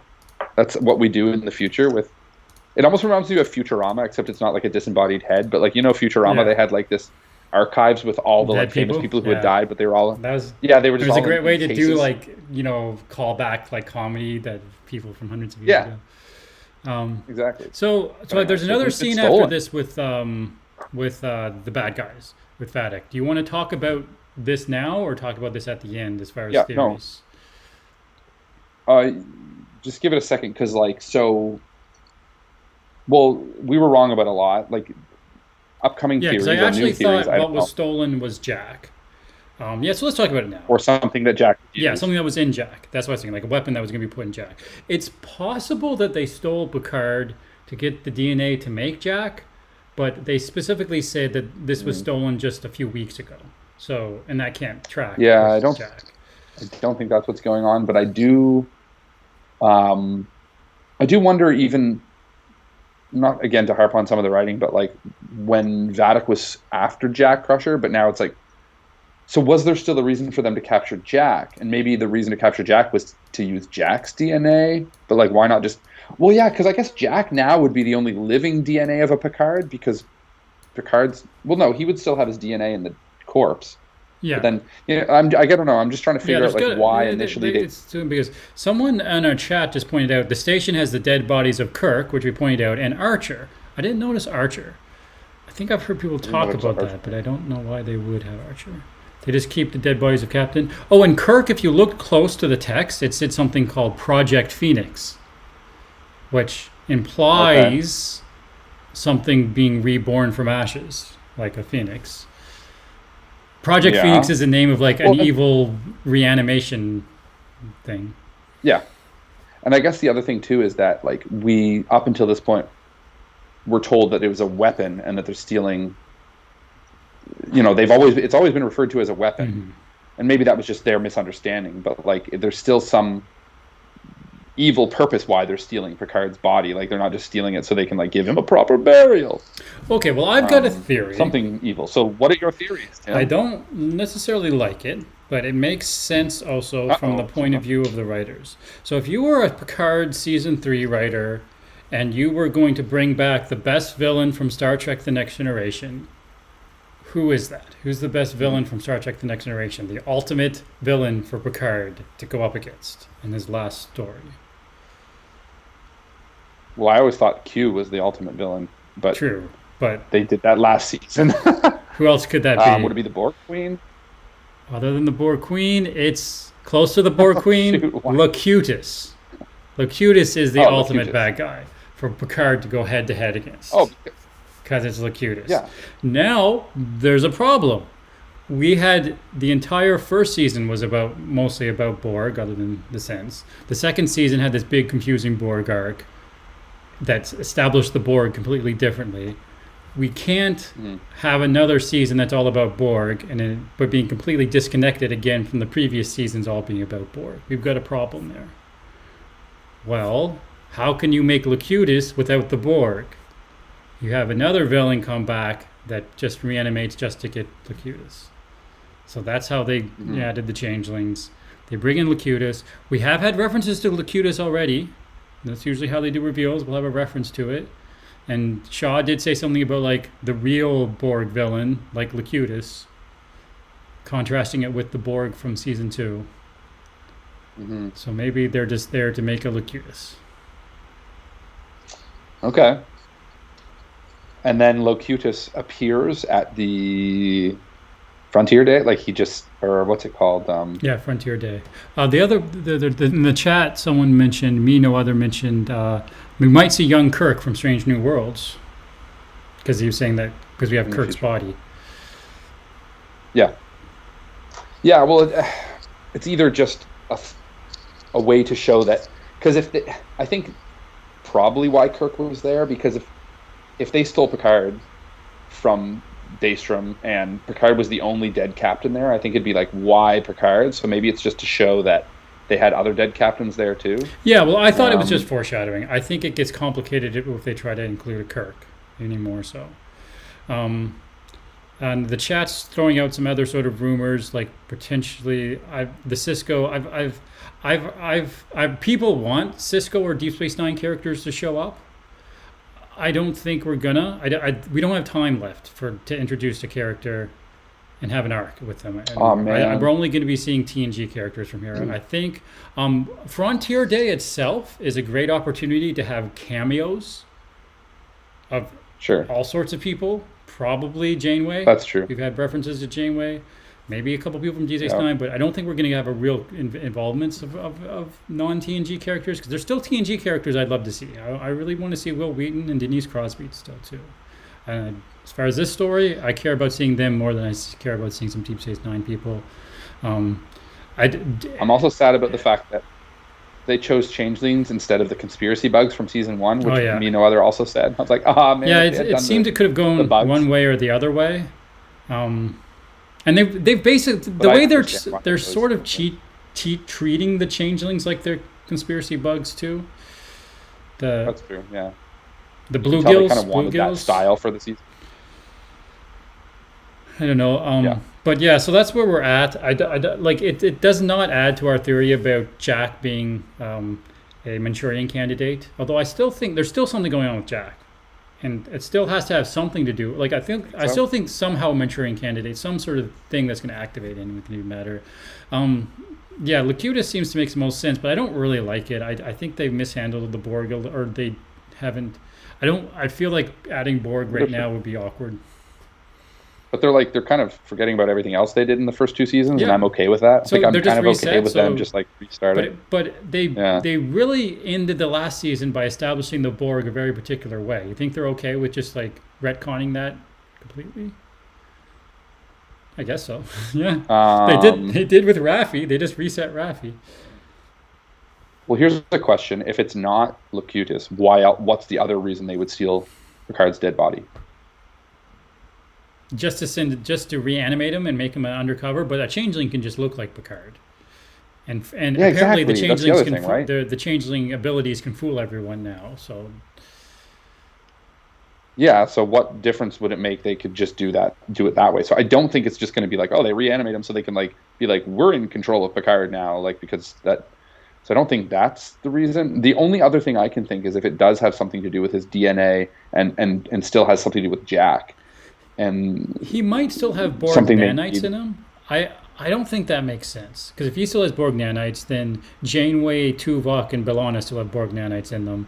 And I know he had that dream at the start of First Contact, but I don't think that was actual telepathy. So me no other still thinks Jack's connected to the Bajoran prophets. Right, the Pah Wraiths. What were they called? The Pah Wraiths. The Kostomogen was a particular version of the Pah Wraith thing that could inhabit people, but it could be another Pah Wraith. So I assume then that they also think that the explanation for Jack having the syndrome, why am I forgetting the name syndrome? Is just still a lie. Is a misdirection. Yeah. Maybe Beverly's become a Pah Wraith cultist and has been brainwashed by them. But I don't know, the main problem with the Pah race is that that's pretty deep in a certain type of lore, and they haven't introduced anything about Bajoran religion, anything about the prophets. They've had Bajoran characters and not even mentioned them, and they've even sort of reset the changelings in a lot of way. Like I just don't see them at this point introducing that part of the lore. Mm-hmm. I did without setting it up. I don't understand that. It's still possible. Am I reading this? It could be like Cisco's pimp hand. It could be Cisco's like pimp a hands? subtle. It could be like it still could have something to do with the paw race, as like that was another weapon that, because there's still that line I said about a handful of weapons, so there might be other things they stole, including a paw wraith medallion and then or paw wraith figurine, and that's just going to be a throwaway thing. That's like he's got powers because of this figurine, and that's it, and they're not going to expand on the DS9 stuff anymore. But Well, I think you were probably Locutus would be a lot more interesting than, but it doesn't mean that they don't, like you said, have other irons in the fire to try to. Oh wow, we just got super blurry. No, we were doing so well. yeah, are you What talking about our happened main to us, feed Tim? or? No, I don't know. I'm not seeing it on the main feed because I'm not watching that. Just I see us in our Oh, in my well, to me, you observation still feed. look good. So Great. we didn't have any eruptions Thank on you. my end. Looking good. Thanks. Tim. There's still an entire Appreciate that. scene left too, or a couple scenes. What's your theory? Oh, Okay, yeah, Buzz, if you have okay, any more sure. theories Move on because I was this just going to. stuff. Well, I want to know what your theory is on the main bad guy who is the one telling Vatic what to The do. Thanos or the Who's that? who's the main bad guy that Shredder always was like following? The brain? Was Krang? Krang, yeah, Krang. I don't know. I'm Oh, so kind it's of gonna just be Krang? annoyed by Thanos, Krang. To be honest, I don't want to play that game. We haven't been given any more hints about that. No, but it's somebody. It can't doesn't just be seem like like it is a disembodied changeling. It seems like it's not a changeling now. I think it seems like it's someone in control of them for some reason. So maybe it is like somehow Borg related, and they're like using the changelings to get Picard so that they can recreate Locutus. But anyway, okay. It seems What's the pretty next easy scene? to steal. Goofball. Okay, so we got a couple more Thanks, scenes. Ben. So this next scene is what I had a big problem with. So we've got this lieutenant, this security guy at the Daystrom station, and he's basically torturing Riker. He's beating Riker up. And while he's doing this, there's two security guards behind, just standing there, while another security guard is torturing a captain. Yeah. A relatively Starfleet famous captain captain. who's going to have a big Yeah. speech. But even if it was just a civilian, having two security guards, and we know they're regular security guards because right away, this person kills them. So she had been undercover as a security guard at Daystrom, presumably in the last 20 minutes. I don't understand where she came from, how she got there, or why her ship isn't there, or why her ship isn't there going after the actual Titan because she actually cares about Jack. I don't understand any of that. But my point here, though, is that those people have to be just regular Starfleet officers because she kills them and then turns into herself. So there's two Starfleet officers that are right now in Starfleet that are just okay with another Starfleet officer torturing a prisoner who's also a citizen of the Federation and actually is actually outranks all of them. So it's not like a rank thing. He could order them to stop. We're assuming that we think he's a criminal, but they're torturing a civilian. And that's something that that's a line that sort of, I don't think the writers thought about that. I think the writers wanted to have a scene where they revealed Vatic in an unexpected place. I think it was just a reveal the writers wanted to do. So her like turning around and killing them and then turning into Vatic was like an obvious way to write that. I just think that's problematic for me.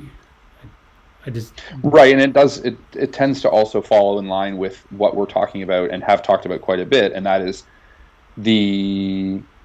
how like Starfleet and the crew and different like versions of the Federation were like a utopian view of the future, and how like humans had kind of come to a place where they would have done away with torture and money and a lot of these pursuits of power, and so painting Starfleet in this light of being like they would just stand by and watch someone tortured. Well, to me, it's crossing a line, but it is in line with what they've been doing, and I also have a problem with that. And not that there isn't, so like Starfleet's darker and less reliable at this point. Starfleet's completely incompetent. Keep in mind that Commodore O, as I keep mentioning, was running Starfleet security for over 10 years, and then the last little while, the Starfleet security has been run by changelings. So Starfleet's a complete mess. The problem is Starfleet's completely incompetent. Starfleet's a complete mess. It's full of people that are okay now with torturing civilians, torturing random people. but we haven't had any explanation for why they're in that state. We haven't had any exploration of why they're like that. And I think it really is a disservice to the story they're trying to tell, because part of this story is that, oh no, Starfleet's been compromised. How are we supposed to, how would anyone recognize that Starfleet's compromised? Starfleet's been compromised for over a decade. And now that there's some changelings doing bad things and killing, like, how is that any different than what Starfleet is apparently doing? Like, I would have rather they either explain this or set up a contrast to what Starfleet should be like, so we can say, hey, Starfleet's different. They're acting like changelings. Right. Yeah, because otherwise, like, them being compromised is the natural state of Starfleet at this point. Like, there is no uncompromised Starfleet. So, yeah. It doesn't really Ben says they don't deserve to wear that uniform. Dang Skippy, Ben. You right, Ben, about it. So yeah, I don't love.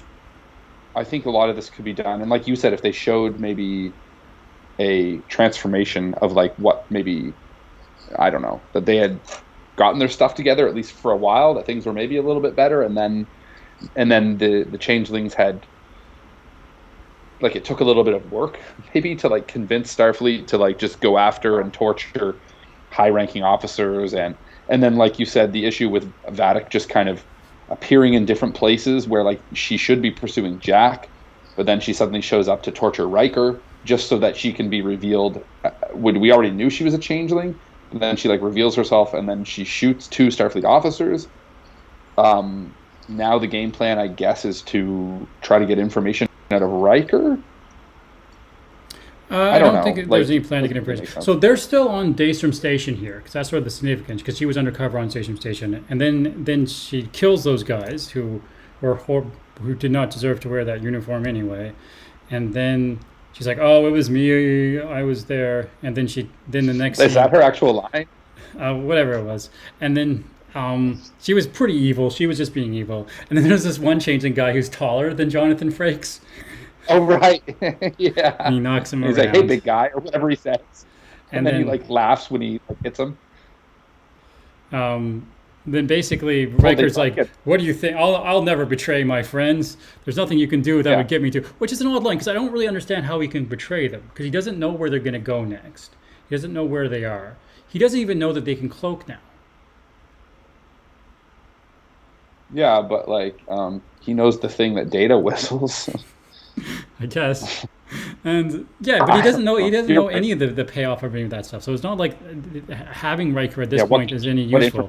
The only thing he's useful for is as bait. Say basically, I've got your friend Riker.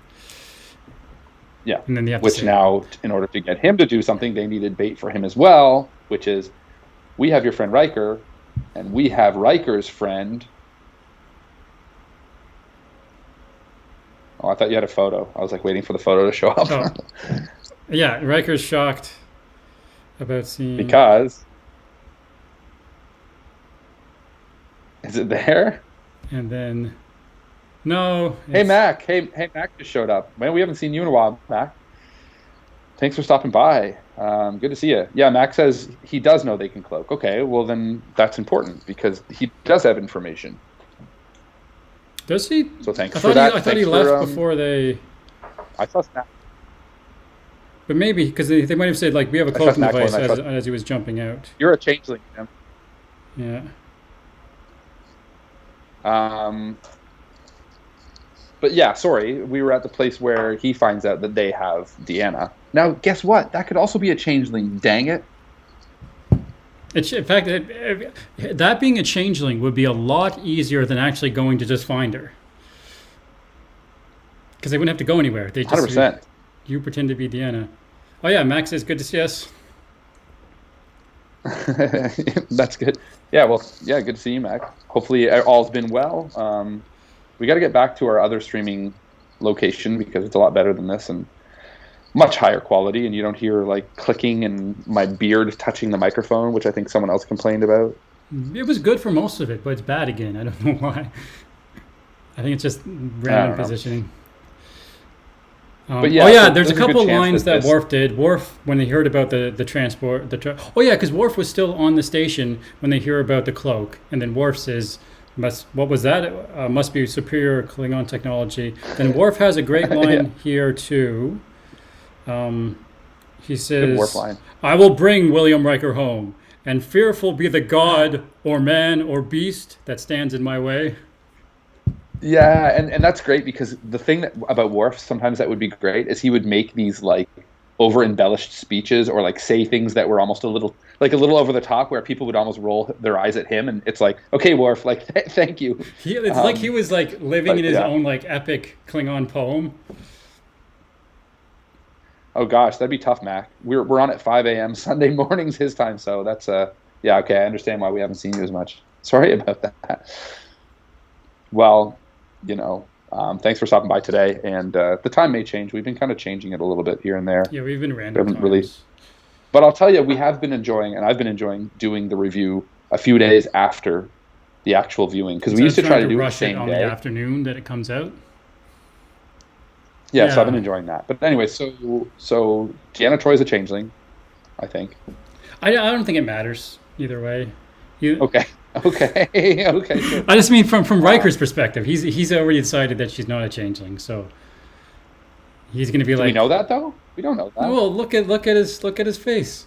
He's ready to like spill the beans about He's the cloaking Riker. device. He's Riker. He knows how to act. He knows how to pull this stuff off.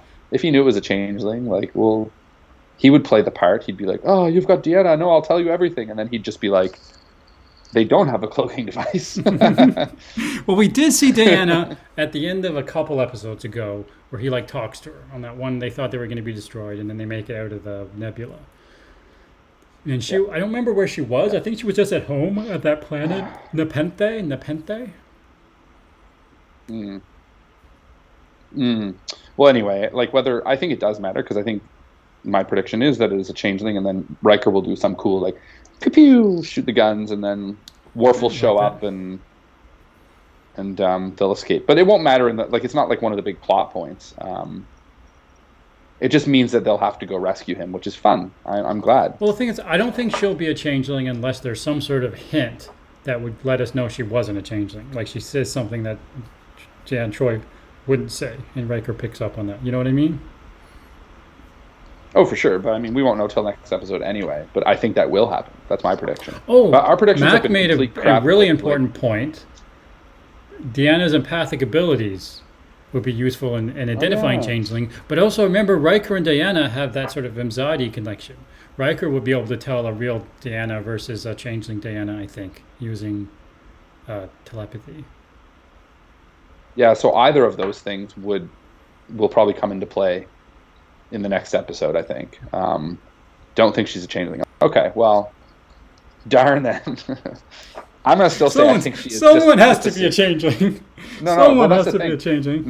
Mac missed that part, but we were talking earlier about how it would be weird to have the changelings as the main bad guys and not have one of the original TNG crew being a changeling, and then they find out, and then like I feel like that'd be a missed opportunity, but it Yeah, is since possible they're that all sort of, it's not like they've been with each other all along. They're all sort of independently showing up. right. So it is possible, but yeah. So I'm not sure predictions though. What are we gonna get next episode? Well, it's called Dominion. Next episode's called Dominion. Oh, right. Um, Yeah. So I'm pretty sure we'll get some more backstory for Vadic's motivation. Like I said at the start of the episode, based on when we got this episode, it sounds a lot like she's wants revenge for the virus, and that's why she's scarred. Hmm. And that makes sense. And maybe that's it. That's probably just We it. still don't know. Well, if that's what she wants, but we still don't know who is controlling her. Who basically was the one to say, "I don't care if you're in danger. Pursue them, even if it means your ship is destroyed." So,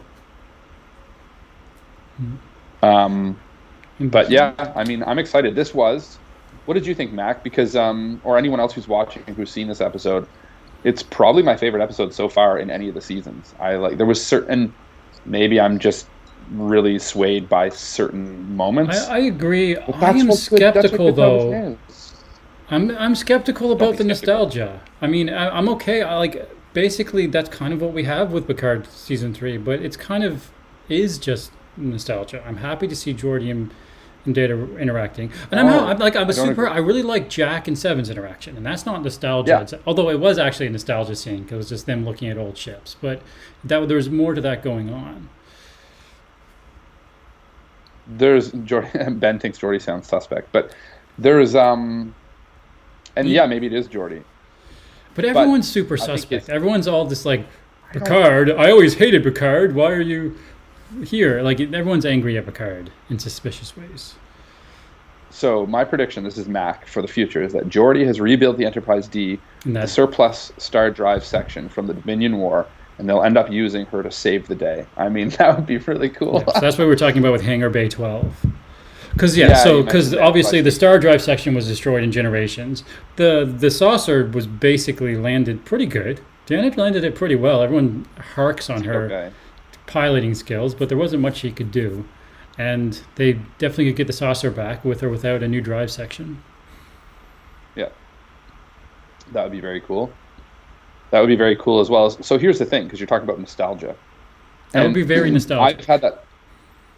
I've had that same issue where I'm kind of like, am I only being swayed by nostalgia? And it's hard because this is a new thing for television that was on kind of 20, 30 years ago, reestablishing itself. Or whether it's remakes or reboots, it's a new thing for entertainment, to kind of go down this road. So who's to say that like what makes a reboot good isn't seeing the original cast that you loved do similar things that they used to do? Like why do we have to reinvent the wheel when it comes to? So is it okay then to enjoy the nostalgia but also have that crew? Because I'm enjoying some of the drama here too. It's not just that I'm seeing Data and that I'm seeing Riker. It's that I'm actually liking the plot that's going on a lot better because it's simpler. Wow, I said that weird. Simpler. It's simpler. The first 2 seasons there was too much happening, and now we have a ship with a crew trying to solve a problem because there's going to be a terrorist attack. Like I kind of love that. And at the end of the day, what is fan service? I guess fan service is sort of internal world references that the fan gets that don't actually support the storyline. Like it's extra. It's not really meant to be there. But if it actually works in the story, is it still fan service, or is it actually just good self-referencing material where there's a consistent world that's still going? Have you heard of killing 2 birds with 1 stone? I've heard the expression. Is it possible that they're doing that? That you can have fan service that actually drives the story too? But anyway, I want to read oh no, that's the prediction. I think that the nostalgia is building to that. The whole ships communicate with each other. Sounds like it's. So that was remember I was saying about how in the first half of this episode, everything they say was important because they didn't have time to say anything that wasn't important, and there was a very particular line that didn't make any sense exactly with the what was going on with the ships at the time with the transponder and stuff. But they made a point that all the ships are connected now. Yeah. So that's definitely coming back. That's definitely going to be a plot point that maybe it helps use some. Maybe they get all the old like shit. Maybe they're remember Endgame, the Avengers Endgame thing where they all teamed up from all the different stuff. Everybody. Maybe they're gonna get all the ships to team up, and they're gonna Endgame save the day. And there will be people that will hate it, and there will be people that say like, "Oh, it's just nostalgia." But like, I don't know. I would think that would be cool, particularly if they really do like get the Voyager and Janeway's there, and like there's more. We get some unexpected cameos. That would actually be fun. Yeah, for sure. We need to do an episode of this just talking about fan service versus nostalgia versus like good, like because I want to get more in depth with this because I think there's some interesting like philosophical, social like things at play as far as like why it works and is it okay and should everything be original like new should everything be new actors doing movies new now things? Are somewhere in that space and everyone's talking. There's so much criticism around other franchises and how they handle things like that. And there's a lot to talk about. And is it okay to revisit things? And where does that line get crossed where suddenly it's just... And I think for me, it's when they're just banking on people. And the first 2 seasons in my mind are almost more that way because they were banking on people just loving the new season because the fans would be like, we love Picard. And the fans didn't do that. We were like, we love Picard, but the show isn't good. So like, give us something good. So I think it's not just the fact that it's, nostalgia. I think this is a better season, just objectively, in my dang opinion, which is completely. Well, it is definitely a better season, and even just the episode structure I've mentioned before. The episodes in and of themselves sort of have arcs and payoffs, which we didn't even get good that in the previous Picard seasons. Right. So I don't know. How long have we been streaming for now? Almost 2 hours. Almost 2 around. hours. It's been a long one. If we this is a do great like episode. 5 more There's a lot to talk about. Yeah, and like I said, this one we had way more screenshots than usual. So we had a lot. I loved it. I really loved all of it, but not. I swear, I didn't just love seeing the characters I love on screen together again. I actually really like. Like I keep pointing out, a lot of this episode felt very rushed and awkward, and the plotting was difficult to grasp. At least it made more sense when I watched it a few more times, but there were plotting problems in this episode. There were pacing problems in this episode. Yeah, but I only watched it once, right? You went back and watched it a few times, and that kind of then you discovered a few more things, which is cool. I only watched it once, and like I said, when I was watching it the first time, there was a few eye rolls. It wasn't perfect. None of it's perfect, but as I distanced myself more from the episode, I was realizing I really liked it. And I think even in the moment, there was a few scenes that I was just like, oh my goodness, this is the best. This is the best thing ever. And the score was I wondered fantastic. if they would reactivate all the old ships captained by a member of the original crew. A reanimated Kirk on the A Worf on the Defiant, 7 on the Voyager. I mean, and Ben's got a great theory. Maybe they're reanimating Dixon Hill, the bad guy. Maybe. Oh, can you imagine? With Moriarty. I would love to see Dixon Hill again. I love Dixon Hill.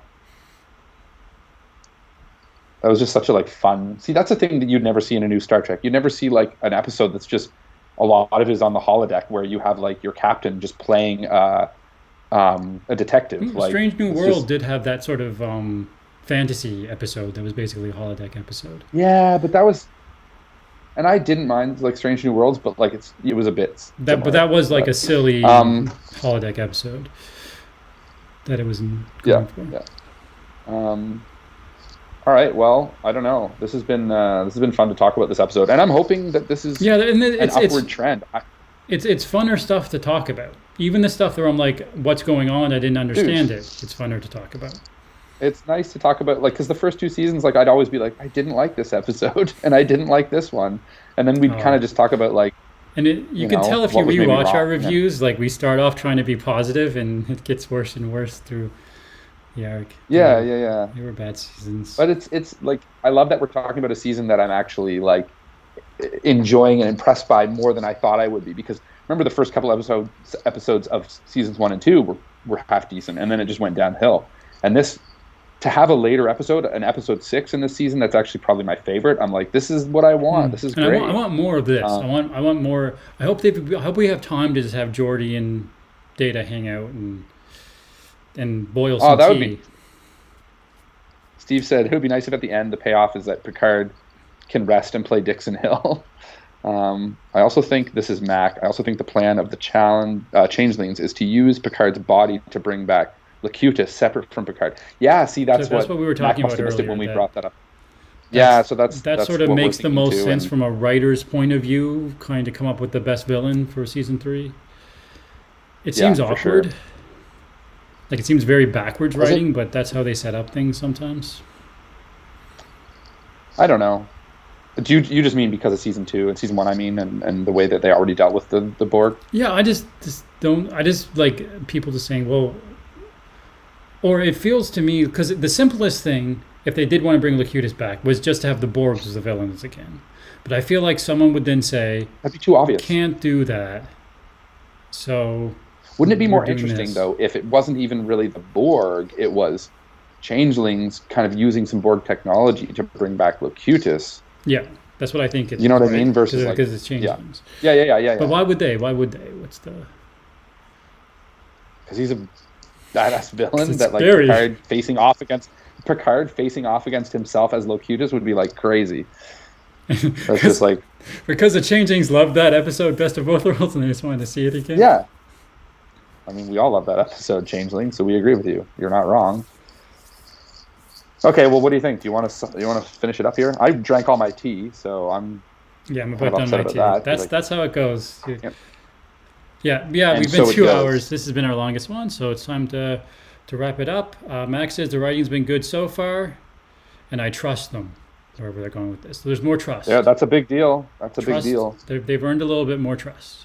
They have. Yeah, yeah, and that's cool to see, and that's cool to experience. And it's I just wish this was season one, and we get to see two Yeah. more seasons of this. I'm just I sad think a now lot of that it's people like want that. they Uh, did I this know. to us. They were like, I did notice in articles and on Twitter about 2 days ago, Metalis and not Goldman. Who's the other one?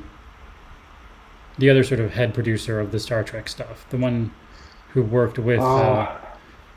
Anyway, yeah, but I know who you're talking they about. started Yeah. hinting the idea of a new announcement coming in, of a new series that might come out, whether it's going to be somehow a spin-off of Picard or some sort of one of them was I think it might have been Metalis was talking about the idea of like shorter special series that would just be like a 3 or 4 or like a 2 or 3 or 4 episode character driven story. That'd be like a Geordie thing and another character thing and another character thing. They were just like some announcements coming, and it's very strategic to get buzz going at this point in the season and everything like that. But they are Yeah. teasing that. I mean, they've done that before. I mean, they announced the Section 31 and at the start of Discovery season 2, and that never happened. And that was just sort of to get us to pay attention to the season. Oh, that would have made noise. Sorry, microphone. Yeah, I think Ben, Steve, you both have to watch this season. I wouldn't necessarily. I don't know. Did you watch season 1 and 2? You don't need to. I'd almost say just watch season 3 Yeah. but watch the shit out of it. Yeah, they've intentionally really they've intentionally cut off all the characters and reset Raffi. Like, there's really no reason to see the first two, other than just Yeah, like watch it if knowing you that want, but Picard- like it's a standalone season. It's definitely a standalone season, and it's good. It's good Star Trek, Ben. There's gonna be stuff you don't love, but like it's getting there, man. And on the broader sense, a lot of the stuff I don't like is because I'm paying too much attention to it. But Which you is know the what? same. That's Which is because I paradoxical because I had to rewatch it 2 times to understand it and then like it more. But if you know what I mean, I think Mac made a good point though. It's about trust. So I think what happened that's is true. I lost a lot. we've almost been like over analyzing because we just didn't trust. We were like, I think, afraid that it was going to get weird or like things weren't going to be as good. So we like would overanalyze. But I think And there is still now bad that there's more plotting. trust, There is really rushed writing. There's a lot there of rush always stuff. was like. And I think a know, lot like of the TNG bad stuff, the bad writing in season 3, is really unfortunate, unnecessary stuff. If they just had a little bit more time and a little bit more care, they could have ironed out. I think. But that's a good point, and it could be better for And sure. they were And rushed. They were rushed when they were doing that. They had to do it right after the previous season and the production, and it was COVID right after, and there was tons of stuff going on, and they clearly, I think the sets probably is more of a time constraint than a budget constraint, and could be. Yeah, so completely different set of writers. And Metalis was still the head writer for the last 2 seasons, and a lot of the same credits are the same people. I don't think there's. Was he? Yeah, he was the head writer for season 2 too. It was sort of awkward because of them trying to then film one after the other. So Goldsmith came in to sort of do some more, but he's been involved since the start as a sort of as a producer. But yeah, Metalis was the head writer for the last 2, and if you look at the credits, there's a lot of the same. There's clearly been some But did he rewrites. get more control now, though? Like, I feel like they gave him more control, and they said, like... Yeah, I mean, that's possible. That the Metalis has more control. And even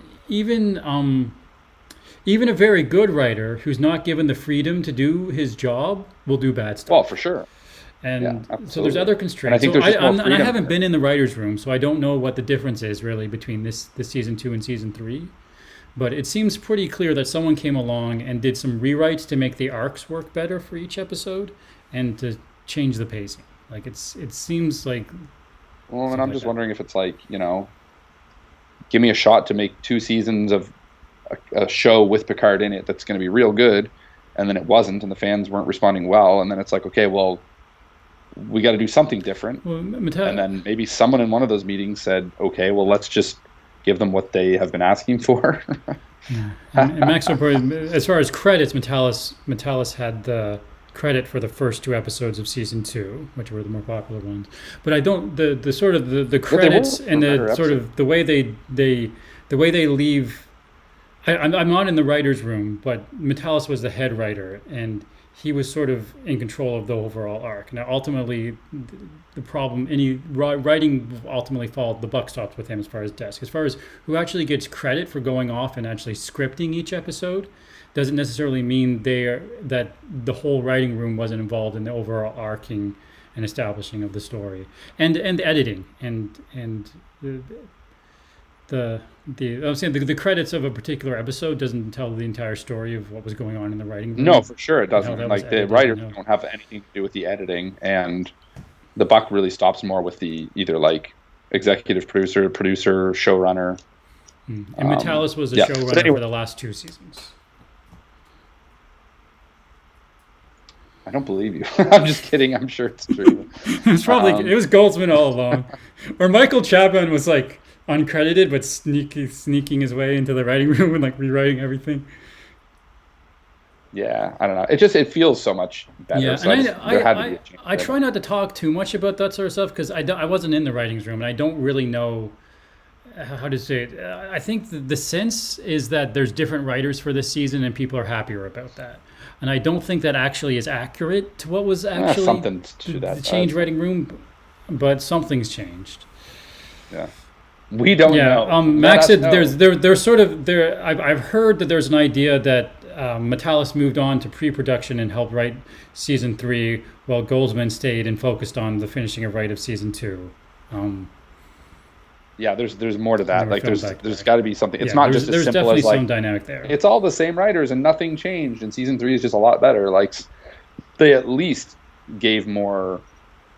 Or had more of a willingness to say like, well, let's explore, this style versus this style. Let's bring in, because I mean, even in the original, like if you remember when Patrick Stewart, people were saying like, hey, let's get Patrick Stewart to like maybe revisit this Captain Picard character.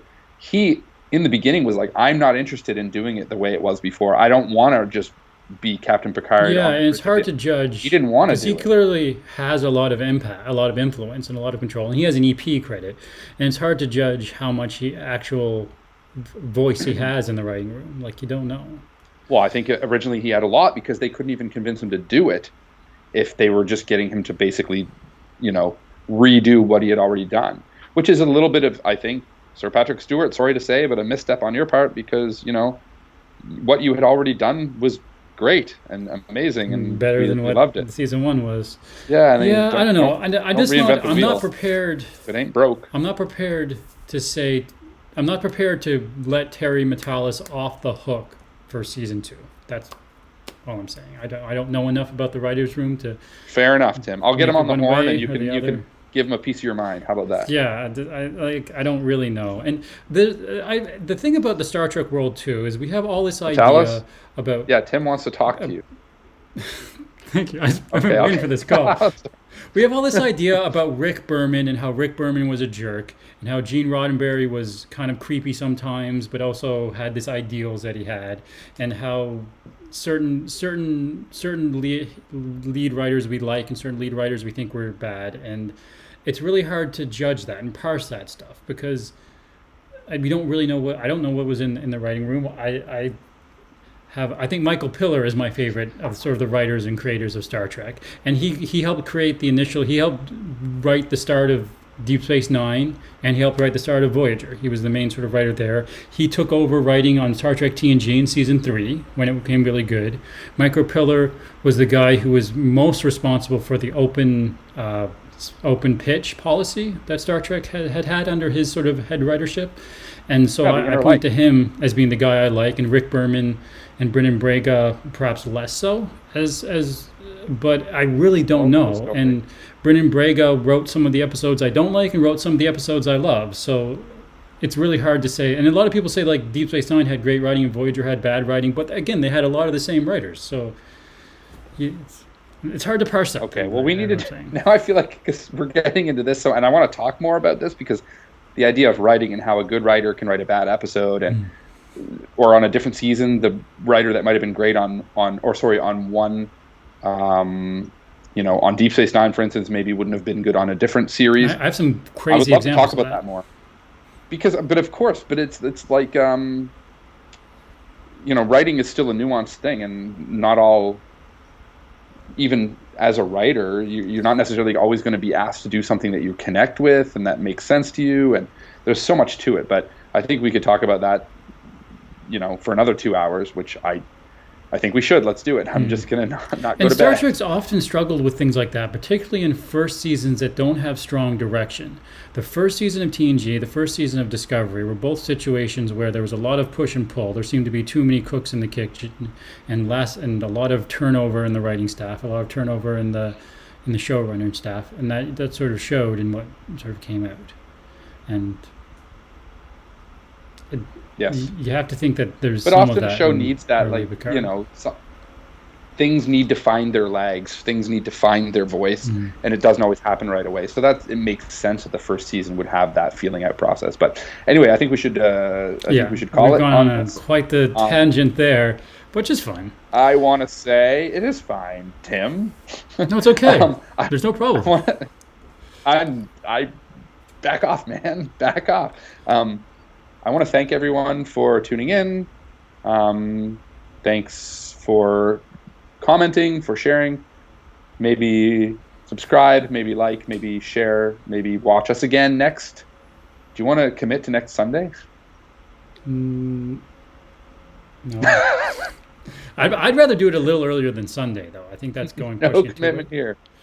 Well, can I say that it Or you're better Saturday on Sundays anyway? Weekend's probably better, yeah. Okay. Well, it'll be Saturday or Sunday then. Probably. Yes. And we have new writers for next week, so hopefully this will be a lot better. The showrunners aren't happy. We had some turnover in our writing room. Yeah, well, we're just going to go with what made us successful in the first place, which was Tim freestyling about vegetables. Oh, okay, sure. Fan okay, service well, to thanks for watching, our everyone. first season references when we were so young.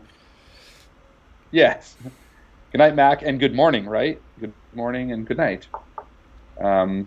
And thanks, Ben. Good night. Meet you at Rex's bar. Alrighty. Okay, we will meet you there. I like how we're ending on that photo of Brent Spiner being Lore. Leave it. That's just too perfect. Okay, so thanks for watching. Do you want to do the outro? You're better at it. And thanks, you just said it.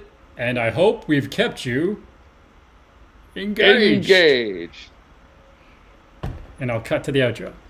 Look, my face looks all weird. Which I was ready for.